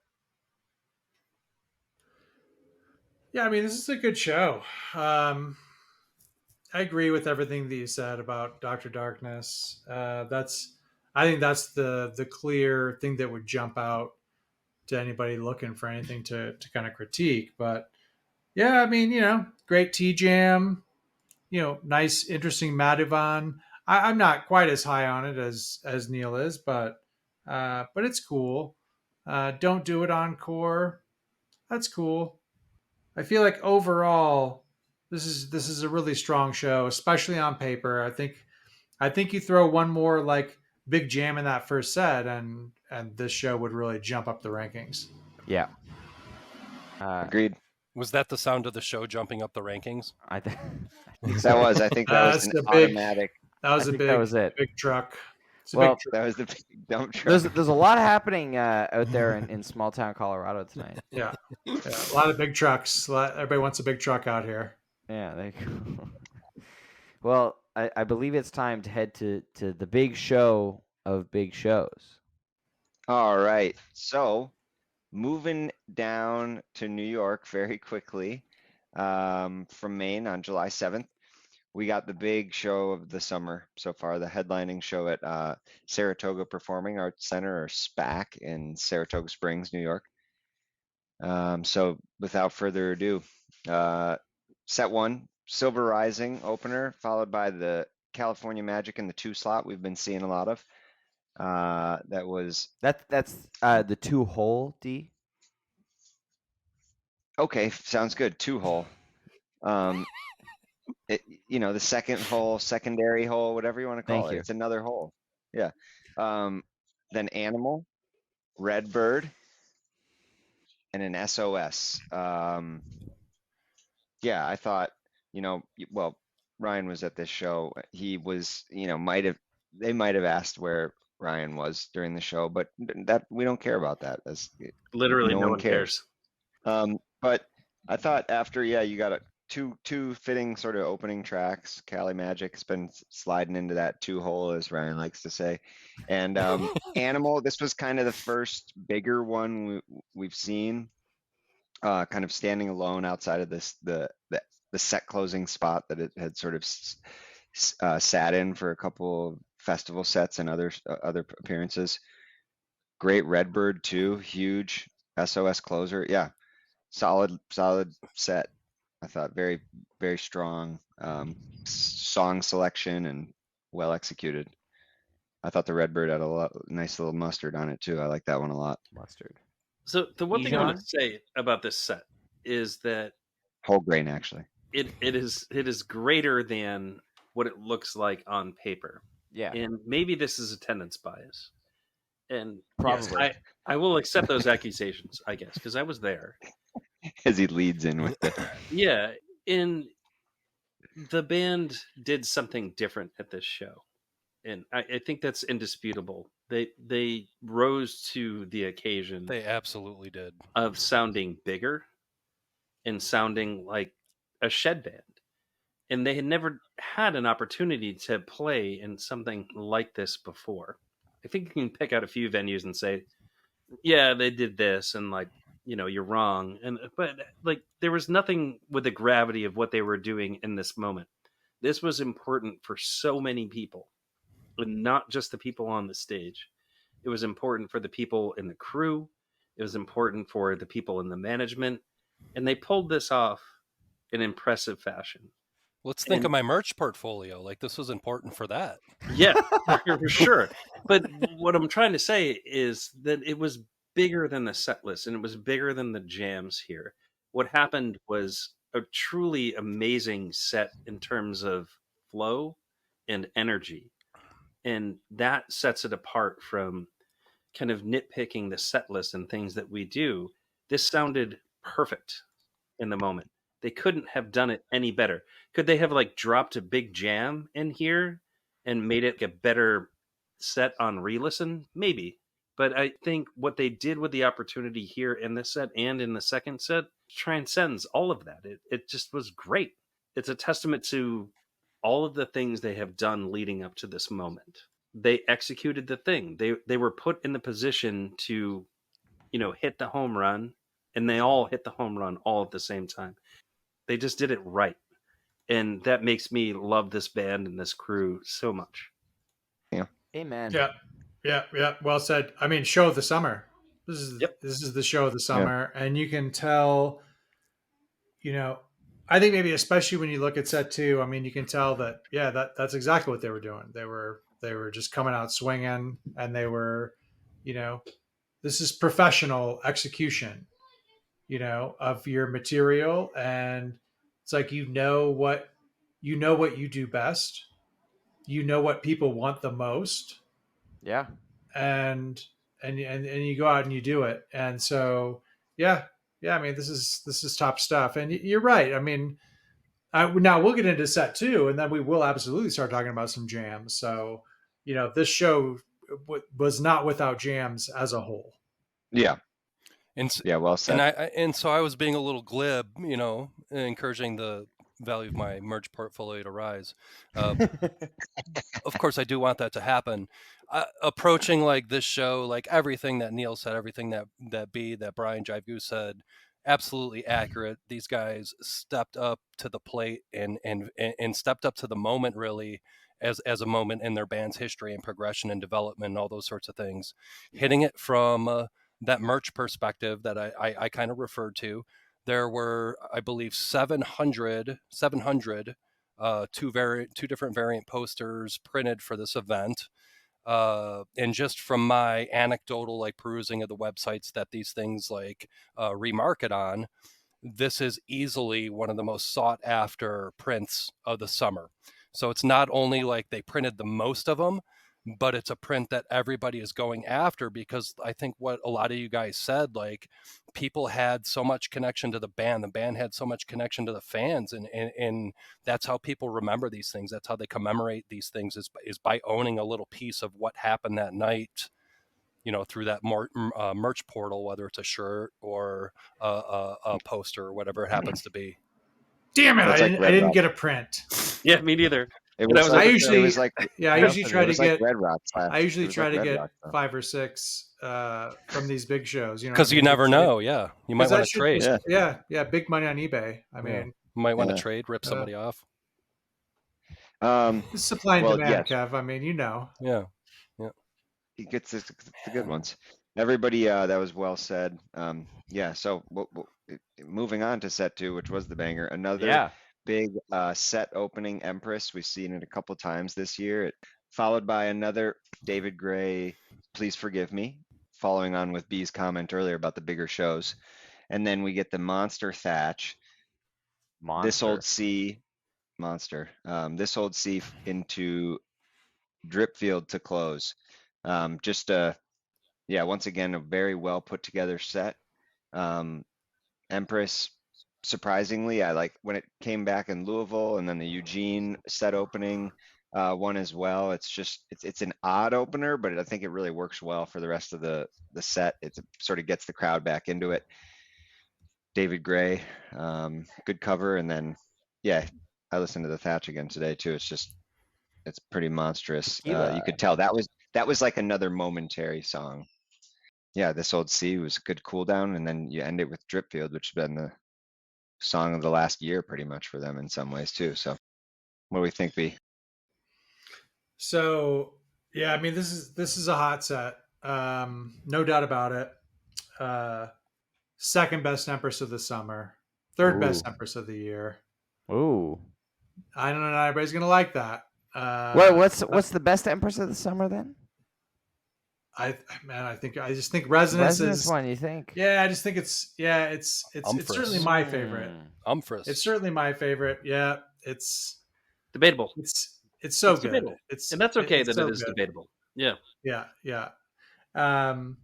Please Forgive Me. Yeah, I mean, like you said, D, and like I said earlier, I mean, they tend to bring this out at big shows. And it's a good cover. I like it. No big problem there, especially when the rest of the set is so hot. I mean, this is the goat Thatch, right? So, that's just another Amen. another track to strengthen this set in this show. Another no jammer, This Old Sea, but obviously a song that is special to the band and to the fans. Dripfield to close it out. Factory Fiction. I mean, this Factory Fiction, it's not necessarily jam of the year material, but I really liked some of the things they did in this Factory Fiction that they haven't done before. Just some of the kind of subtle changes and how they hit that, like the last verse or the last line of the chorus, I should say, before they went to the jam. They kind of little bit of a pause, slowed things down, and then really took their time before launching into the jam. I really liked some of those subtle changes. I think it made it so much stronger.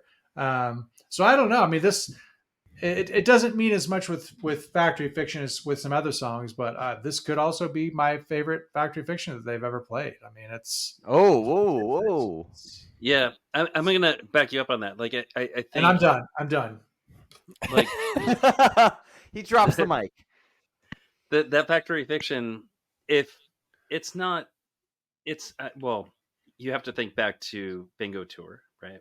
Yeah, the Bingo Tour Factory Fiction is an iconic jam in Goose's catalog, in their history. This one, I think, is the only one I've heard that rises up to that. It doesn't have the peaks of like some other Factory Fictions, but this Factory Fiction does something different.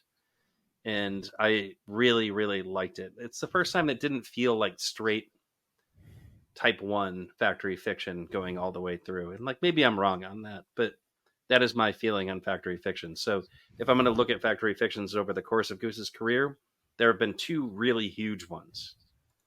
And it is the Factory Fiction that they played at Bingo, and there is this one. And I realize the gravity of what I'm saying because there's a Factory Fiction over there somewhere in Taboose that probably folks would want to talk about. You also want to talk about Westville, I'm sure. And Fred and whatever, yeah. Yeah, I mean, like Fred doesn't really enter that conversation, I think. But how much, Neil? How much of the gravity of the moment and the energy of the moment? How much does that play into? Because you were there, right? I was there. Well, here's the interesting thing about my attendance bias for the second set. But I'm asking a serious question, not like asking you to attendance bias this or anything, but just like in that moment, like when that riff started playing, like that had to have been, like it had to have been a vibe like no other. Yeah, like I mean, I felt like I saw it coming when they started playing it. I was like, well, actually, I knew they were playing it because somebody told me what the sound check was. Yeah, so like it wasn't like a big surprise moment. And I'm not one of those people, and I've said it a bunch, like on this podcast, that gets excited about Factory Fiction. Like, oh, it's like, this really big deal. This is not like the Dead busting out Saint Stephen, when they did. It's not the same kind of vibe. So it's different. But I do think that this song is a very good song. And I think the jam can be really, really awesome. And I think in this particular case, it was. There's a whole lot to say about this show, and we can talk about it for forever. And like, I don't want to get stuck on this Factory Fiction thing, but you think about the Thatch they played at this show. I think this Thatch actually shows what they can do with Thatch that they have not yet done, which is drop it into a totally weird type 2 space that does things that they've never done with it before. That has me really excited about Thatches from the future. And I don't want to draw this comparison, but I think you might see where this is going. But there are other bands out there that have a song that has like a very, very strong vibe to it. And then it has a very distinct drop into a jam section that they will absolutely ride out forever. And it's become. Does it also start with a T? What? Does it also start with a T? Yeah, it also starts with a T. Okay. And I'm going to leave it at that. Yeah. And that is what they showed in this show. Was that Tweezer or Jesus? I did it. Like Thatch might be that song, and God. I mean, they did it in the show. It just felt so big. Everything felt so huge in this set. It was bigger than the sum of its parts. And you think about the Empress, you think about the Thatch, but this Thatch really does show where I think Thatch is going. Thatch is over being kind of this type 1 run through of the song, and it's like funky and everybody dances. It's more than that, and it's capable of so much more. So Neil, you and I talked about this after the show, but having been at both Goose at Mohegan and this SPAC show, they're both kind of significant shows for the band, largest show to date, leveling up to, Goose at Mohegan was their first arena show ever. This was their first shed, headlining this kind of size, largest show to date, whatever. And the Mohegan show, it was my first Goose show. Ryan, but, I'm sorry to interrupt, but just for perspective, like Dave played that same spot 2 weeks later, Dave Matthews. Dead and Code played it, a few weeks earlier. Right. Yeah. So it's I don't think we're overstating like the significance of them playing that venue, correct, filling that venue the way that we've been. Sorry, man. Continue on. Yeah, and for people who haven't been and Counting Crows, a few nights earlier. Exactly. And for people who haven't been to SPAC, Goose sold around 12,000 tickets, which the capacity of the venue is around 25. But the majority of that is like once you get past a certain number, like you're not seeing the stage. Like if you're on the SPAC lawn back more than like 2 rows, you can't see the stage. If you know Chicago, it's like being at Ravinia if you can't see the band. Sorry, Thank you. like Thank you to two the or Chicago folk. yeah, who it's 2 or understand 3 that. people are going to get that, man. Right. And so there were a lot of people there, filling up. Like if you look behind, you were in the, I was in the pavilion, like looking behind me, looking at how full the lawn looked, and there's a full, like, the lawn is sloped, and then there's a flat area at the top where you really can't see the stage, like beyond just being on the regular lawn, which, wasn't very full for Goose. But it's so crazy that they had 12,000 people there. That's unbelievable for this band. But as I was saying, Mohegan felt like going into that show, it's, will their sound translate to an arena setting? Will they be able to fill this space? SPAC felt like a, fuck yeah, we know they're going to crush this. We know it's going to be there. This is a celebration of the fact that they've made it this far. And, that we know that they're going to be back at SPAC next year, 2 years from now, whatever, for multiple nights, filling the venue like that. And it's just, the energy in the room the whole night was just incredible. We've talked about a lot of the shows and a lot of markets, a lot of the bigger shows that felt like there's a lot of people seeing their first Goose show. SPAC felt like it was the opposite of that. Everybody knew the music, knew the band. They were there to celebrate the fact that Goose was playing SPAC for the first time, and it was unbelievable. I'm so grateful that I was able to be there for that moment. This was like, a week and a half before the show. My parents were like, wait, like, they're playing at SPAC. Like, why aren't we going to SPAC? I was like, I don't know. Like, just, I didn't have any plans to. They were like, okay, we're going to SPAC. I was like, all right, and so we went to SPAC, and I'm so happy, that we were able to go to that, and I was able to be there, seeing all the people like, you, Neil, Brendan, Becca, shout out to Dean as well, Goose the Band Trivia, just all the people that were there. It just felt like, it felt like a peak moment for the band. And also, we saw Peter's Instagram post talking about seeing Fish there 10 years before and seeing a ton of other shows at SPAC, where like being on the lawn and how special it was for them headlining that stage. And so there's also the sense of familiarity for the band, which we've talked about in our group as well. And I think we mentioned on the day after show. But, some of these other big venues they've played, they're just like, random big venues that the band has never played before. The band hasn't seen a ton of shows at, but they've all seen shows at SPAC. The final Visuto show exactly 10 years earlier was a Fish after show for SPAC. These guys have seen shows at this venue for a very, very long time. And so then you just flip it and they're suddenly on the stage headlining SPAC. It just must be incredible for them. And so you could feel that comfort level from the band. And it was amazing. Let alone the amazing jams that happened in Empress and Thatch. Looking back on it, it's just it was an incredible experience. I think, again, it transcends the set list. They knew they were going to crush it. Yeah. That is like the thing, that you could feel the confidence from the band. Nobody seemed scared or nervous. They had been just lining this up for a long time, and which is the point I was trying to make earlier, that they knew they were going to blow this out of the water, and they absolutely did. So did it need a jam of the year to make this show one of the best shows ever? No, but it is one of the best shows they've ever played. It's that simple. Amen. So. Anyone got anything else to add, or? No, we fluffed the shit out of this show. All right, let's go. We really let's go. It deserves it too. It does. It does. And then we're not going to stop, and we're going to continue to fluff it. The next one we don't need to. It's almost hard to, but we have to. Right. It's just it's. So we complete the tour. Yeah. It's more of an afterthought. Levitate, Echo, Turnclads, Arrow, No Rain, All I Need, Arcadia.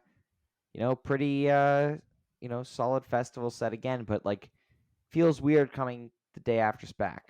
Like not anything I'm gonna go back to, except for the No Rain's pretty cool. Nice little Magic School Bus tease from Rick and Peter towards the end there. But outside of that, not much I'm gonna go back to. But it's similar to how Spring Tour. It really felt like the tour closer was in San Francisco, and then they played the San Diego show after.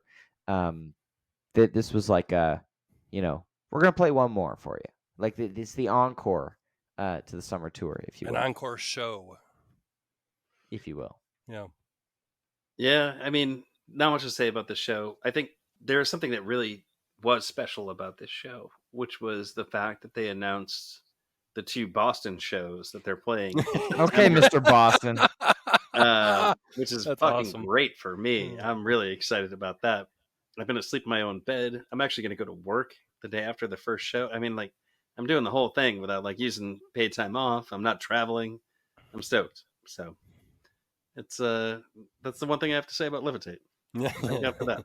There you go. Mr. All of you are like, oh, Goose plays in my hometown where I live. Like, must be nice. Now, you live in Canada. Yeah. I know. It's So, I mean, we Toronto. got to go with the Fancy Goose update.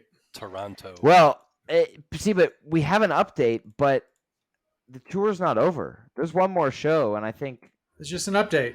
yeah. What's the update? What you got there, B? Well, so we're Where do yeah. you rank right now? So hold on a second. So yeah, one show left, One. right? And Everything it's, on the line. and it's Newport. The Jazz Fest? It's not The going to be folk easy. It's not going to be easy. I think because Newport is the last show and there wasn't just like another show after SPAC and Levitate, I think actually kind of gives Neil an advantage here. But right now, Jerry Freak, top of the heap, sitting on 314. Neil 1 point behind. Yeah. We've had some close Neil's finishes. Neil's Neil's really been winning. off his game. Last couple for tours. summer tour. Here I mean, comes another one. not as off his game as one Jive Goose. Former, like a champion or whatever. Like Sitting he's right there in now the I've top. been Hey, off. hey, 40 I've been points out of awful first sit there. right there in place. the Take top that. 5, I've been homie. awful. You're Sitting right there in 40 the top points out 5. of first place. Pete. He's traded in his Goose So, gold well, hold on. for Hold on a second. Let me- pickleball glory. Let me Pickleball respond bronze. to these. Let me respond to Pickleball these medals. false allegations. over Pickleball here. trinkets. Do it. So, okay, let me give you the top 5 real quick. Who's in third? Yeah. So Jerry Freak 314, Neil 313, Ryan Storm from Toronto 290, Andrew O 281, Jive Goose 276. So that's your top 5. So here's the important thing: we're keeping it in house. I didn't You hear know what my I mean? name. Are We got we? three of the top 5. Yep. From the pod. So It Burns Within is going to hit. So good work by most of us. You know what I mean? D's sitting pretty at a nice 193. Hey, I forgot the first couple shows. All right, easy. I and literally Kev- missed Kev- every Hey show. Ryan, Kevin, a nice why 166. why do we even need to talk about numbers? I mean, Well, Yeah, So- we're not about the numbers. Let me one thing just now to respond to Ryan. I don't know how Ryan's even going to talk any shit to me about Fancy Goose, but I'm currently beating you. I'm so- actually really interested in my finish here, even though I don't have a shot at the win, because if I'm in 5th place right now, one show left, so I think I've got a top 10 pretty well secured here. Only player in Fancy Goose history, top 10 finish in every competition. so 3 years. So, I mean, look, Has it Neil always finished feels outside the good top to. 10? I don't want to give my acceptance speech right now, but it always feels good to kind of be at the top of the game in that respect, where like just consistency. You know what I mean? Just the mental fortitude, tour after tour after tour, Day in, day out. just always just Grinding. grinding it out, Yeah. always finishing up there. So, you Neil, know, when have you finished outside the top 10? I that think one last time, tour. yeah, I think I did finish Slacker. outside the top 10 last tour. Slacker. Shit it's happens. tough. It's tough. You can't be hard on Neil on that because literally almost no one can do it like over and over and over. So this banter has taken precedence. Is covered our Levitate review. Yes. Yeah, no, we're done with Levitate. That's it. That's We it. talked about Levitate. It was discussed. But yeah, Neil, I'm hoping you can pull out the win here. We'll see, man. The Jerry Freak guy, I don't know who he is. Like, we don't know this but person. he's been. I You hope we had know like this you had person. like a 20-point lead on him at one point, and then you just biffed it. I did not biff it. I Shit think that guy happens, has man. been killing it. Yeah, Neil, It would you be a biffed it. disservice to him to say that I biffed it.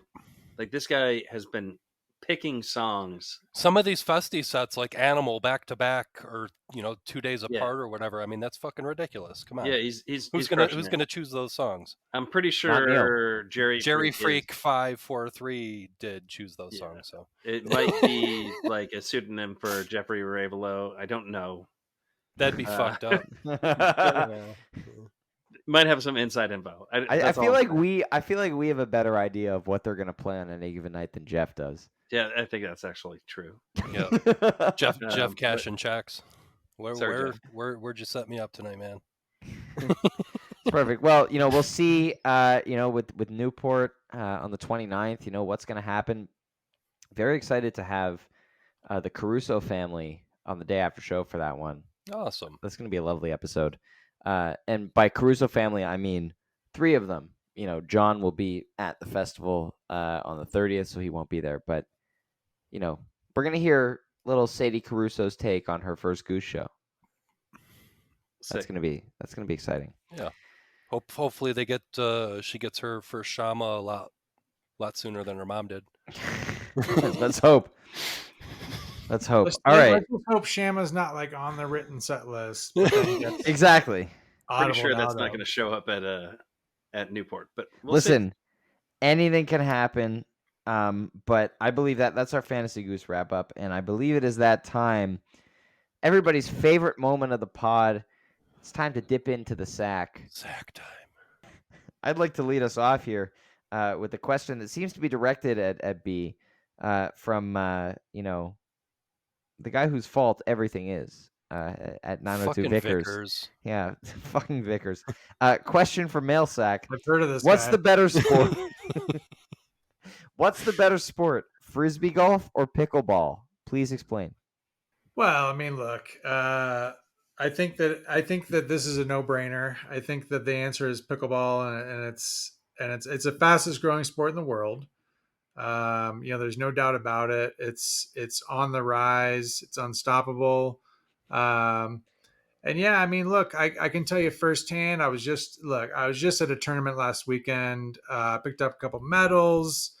Got the bronze in mixed and the silver in men's top division. So I can tell you that the popularity is out there. It's still growing. Lots of people there. We had it was great. We had referees at this tournament. We had people watching the final matches. So yeah, what was the other sport he said, or was it Frisbee golf? Oh, frisbee golf. Yeah. I actually have never done that. So that's the sport that most of the band plays, B. Yeah. I believe they Well, call that I mean, disc look, golf. hey, look, Peter's into the pickleball. We all know he's the most athletic of the group. Oof. We all And know. Have yeah. you did Hey, you look. shake Rick's hand, man? In Boulder? Rick was a baller. Rick was a Holy baller in high Jesus. school.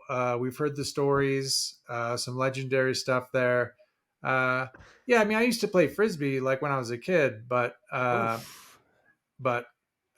I do sports. Rough stuff. Pickleball's a sport?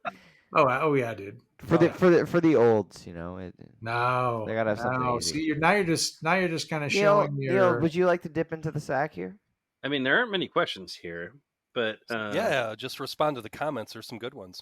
I mean, there's some good comments in here. I don't know what I want to respond to here. Well, here we go. How about this one? Was from at Back Easy Jim. I think Oh, he's yeah. also on Mastodon. B. Was Kreischer the catalyst that propelled them through the rest of the summer? That might be true. It I could mean, be.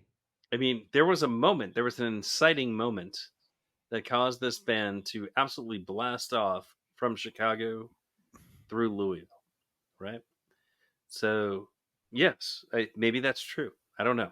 It's hard to say. You might have to ask somebody in the band. And then actually, this one I do want to dig into. Will Rick ever move back to the PRS as his primary guitar? And I've been hearing a lot of this stuff about how people don't like Rick's tone now with the new guitar, Yeah, I which don't is get the it, man. custom De Luis guitar I that he don't get got in San Francisco versus the PRS Hollow Body 2 that he used to play. I strongly disagree. Like, Yeah, I man. think you all are wrong. It sounds Sounds way amazing. better. The new way guitar better. sounds great. And I've touched on this in the podcast a bunch. And I think Rick is learning how to wrestle with that instrument. And he is winning that battle. And to some degree or another, it's going to take some time for him to learn how to kind of coax the feedback out of that instrument when it is appropriate. And I think he's doing that. And I think this thing sounds great. I don't understand this criticism of the guitar. Like, it sounds awesome to me. It's different, and sometimes that'll just cause people to be like, "Oh, I don't like it." That's it. Sometimes that's enough. People do be like that.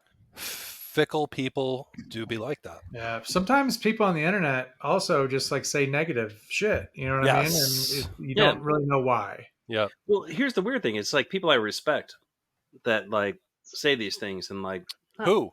Name names. I'm not naming names. Oh. It's okay. Nobody's listening. But there are people who say like, I really don't enjoy Rick's tone now with the new guitar. And like, I strongly disagree. I think it's a tough instrument to play. I think it sounds different than his last instrument. And He's going killing to it, get better at it. and he's killing it now. Amen. Then follow-up question. How did the Jake and Joel sit-in compare to David Shaw? That's Well, a great I question. mean, it's close, but Yep. I would say not David Shaw. No. And then the last question is, many people are saying Peter will ditch the clavinet this fall. Any No. truth to this? Never, ever. And Not possible. Thank you. I'm torn on this because like I really want to listen to Peter play the clavinet, but I do want to see Ryan's merch sales plummet. So That's wrong. Gonna start a piano tweet.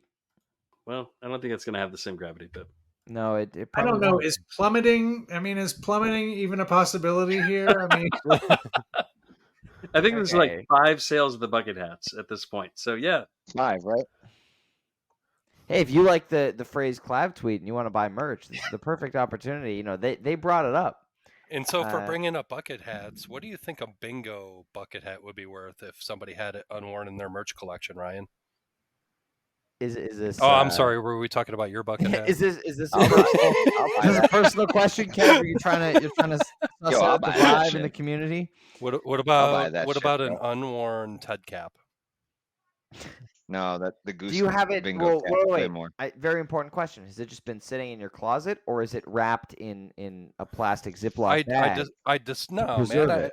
I display, and I clean, and I dust. All right. Well, I think based on our current runtime of this recording, 17 shows, we're doing fine. for 17 shows. Listen, this has Yeah. been a Yeah, let's- long episode.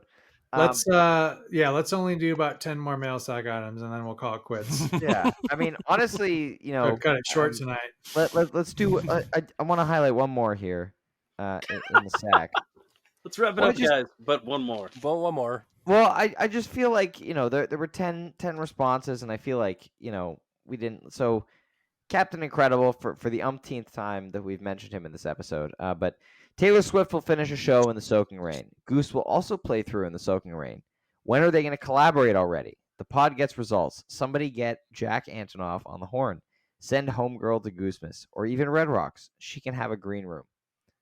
I mean, that'd be interesting. Do any of you guys know Jack Antonoff? I don't. Because I feel like that's our first step in trying to make what Captain Incredible wants to have happen. Well, I mean, there's Yeah. a relationship between Goose and Jack Antonoff, but I mean, There they is. have played with him on stage before. Ryan, can you ask Jeff if he knows Jack Antonoff? The bleachers, dude. The Bleachers I'm going to say no. Oh, we found something that Ryan doesn't know about. Here's the thing. This is amazing. So I know. Crazy. the only reason that Jeff is even putting this out in the universe is because he wants to go to more shows, and if Taylor Swift could be involved, then he'd be able to, make the case for taking the whole family out and going to see more shows. He's under a lot of pressure right now, going to a lot of shows. You know what I mean? There's concerns about, rising, airfare prices. This sounds like a many people are saying sort of situation. It really does. Yeah. Thank you, Kev. I think Rick and Taylor could actually do some cool stuff together, All right. I sure hope that never happens. Is Rick Materatonda the new John Mayer? All right. Well, let's leave it at that, Kev. I think that's a perfect place to end off the episode. This has been long. We appreciate anyone who's listening. We heard in the last episode that there were certain people who were offended at the fact that we said that no one was listening by the end of the episode. So if you are listening, it's a running joke. And yeah, it's a running joke. I don't mean to imply that no one's listening. I'm just apologizing to anyone who Indeed. That's all it is. Yes. You've made it, this might be our first episode that's actually gone over the 3-hour mark. I can't remember if we've actually done it before. I think you're going to be pleasantly surprised with the edits, how this turns out. Yeah, I'm not saying that. I'm not saying it ironically, man. We covered a shit ton of shows, 17 shows, man. We did, and it's crazy that it feels weird to have this long without a big tour. We've got Newport coming up at the end of the month, and then nothing until mid-September. Big fall tour, and then October Europe, rocks. and then provided that Kev doesn't get sick again this time, all 5 of us are going to be in the same place for the first time ever at Red Rocks, which is going to be very exciting. Fuck yeah. We're going to experience 2 excellent nights together, which is going to be awesome. But, we're still a couple months away from that. Some of us are going to see some Fish shows in the interim. Daniel Donato shows. If you're and listen, if you're still listening, yeah. Next 10 DMs to AAT Pod get a free Clap Tweet shirt. So. Guaranteed. No, but if you're still listening, free Canadian to U.S. conversion. Play Seekers in the first set. Yeah. All right. Well, thank you everybody so much for listening to this episode of Always Almost There. It's always such a pleasure to get together, all 5 of us, and to get to cover a tour like this. I look forward to our next episode in October, which is crazy that it's going to be almost 3 months until our next big one. But tune in the day after every show, starting fall tour. 3:30 p.m. Eastern, the usual. It's going to be fun. I like talking about Goose with you guys. It's a good time. My one regret is that we weren't able to talk about our encounters with Rick, Peter, and Jeff at the Arabelo shows in June. Some things are better left untold. Yeah. Yeah. Fair enough. Fair enough. Epic. And stuff, and for me, like the B wave, like he was a second grader meeting his idol for the first time. I mean, that was okay. Yeah, that's enough. We'll just keep it between us. Perfect. Anyone got anything else to add as we approach the 4-hour mark here? I love you. Love you guys. Love you guys too, man. Love you too. All right. Well, everybody enjoy the rest of your summer. Obviously, as always, let us know what you agree with, what you disagree with, your favorite moments of the tour. Tag us on social media at AAT Goose Pod. We might be on Mastodon. I'm not sure, but we're definitely on Threads. I tried, man. So yeah, we're on the we're on the alternative platforms here. Someone's out there. But we will see you all very, very soon. Enjoy the warm weather. Enjoy your summer. Thank you so much for listening.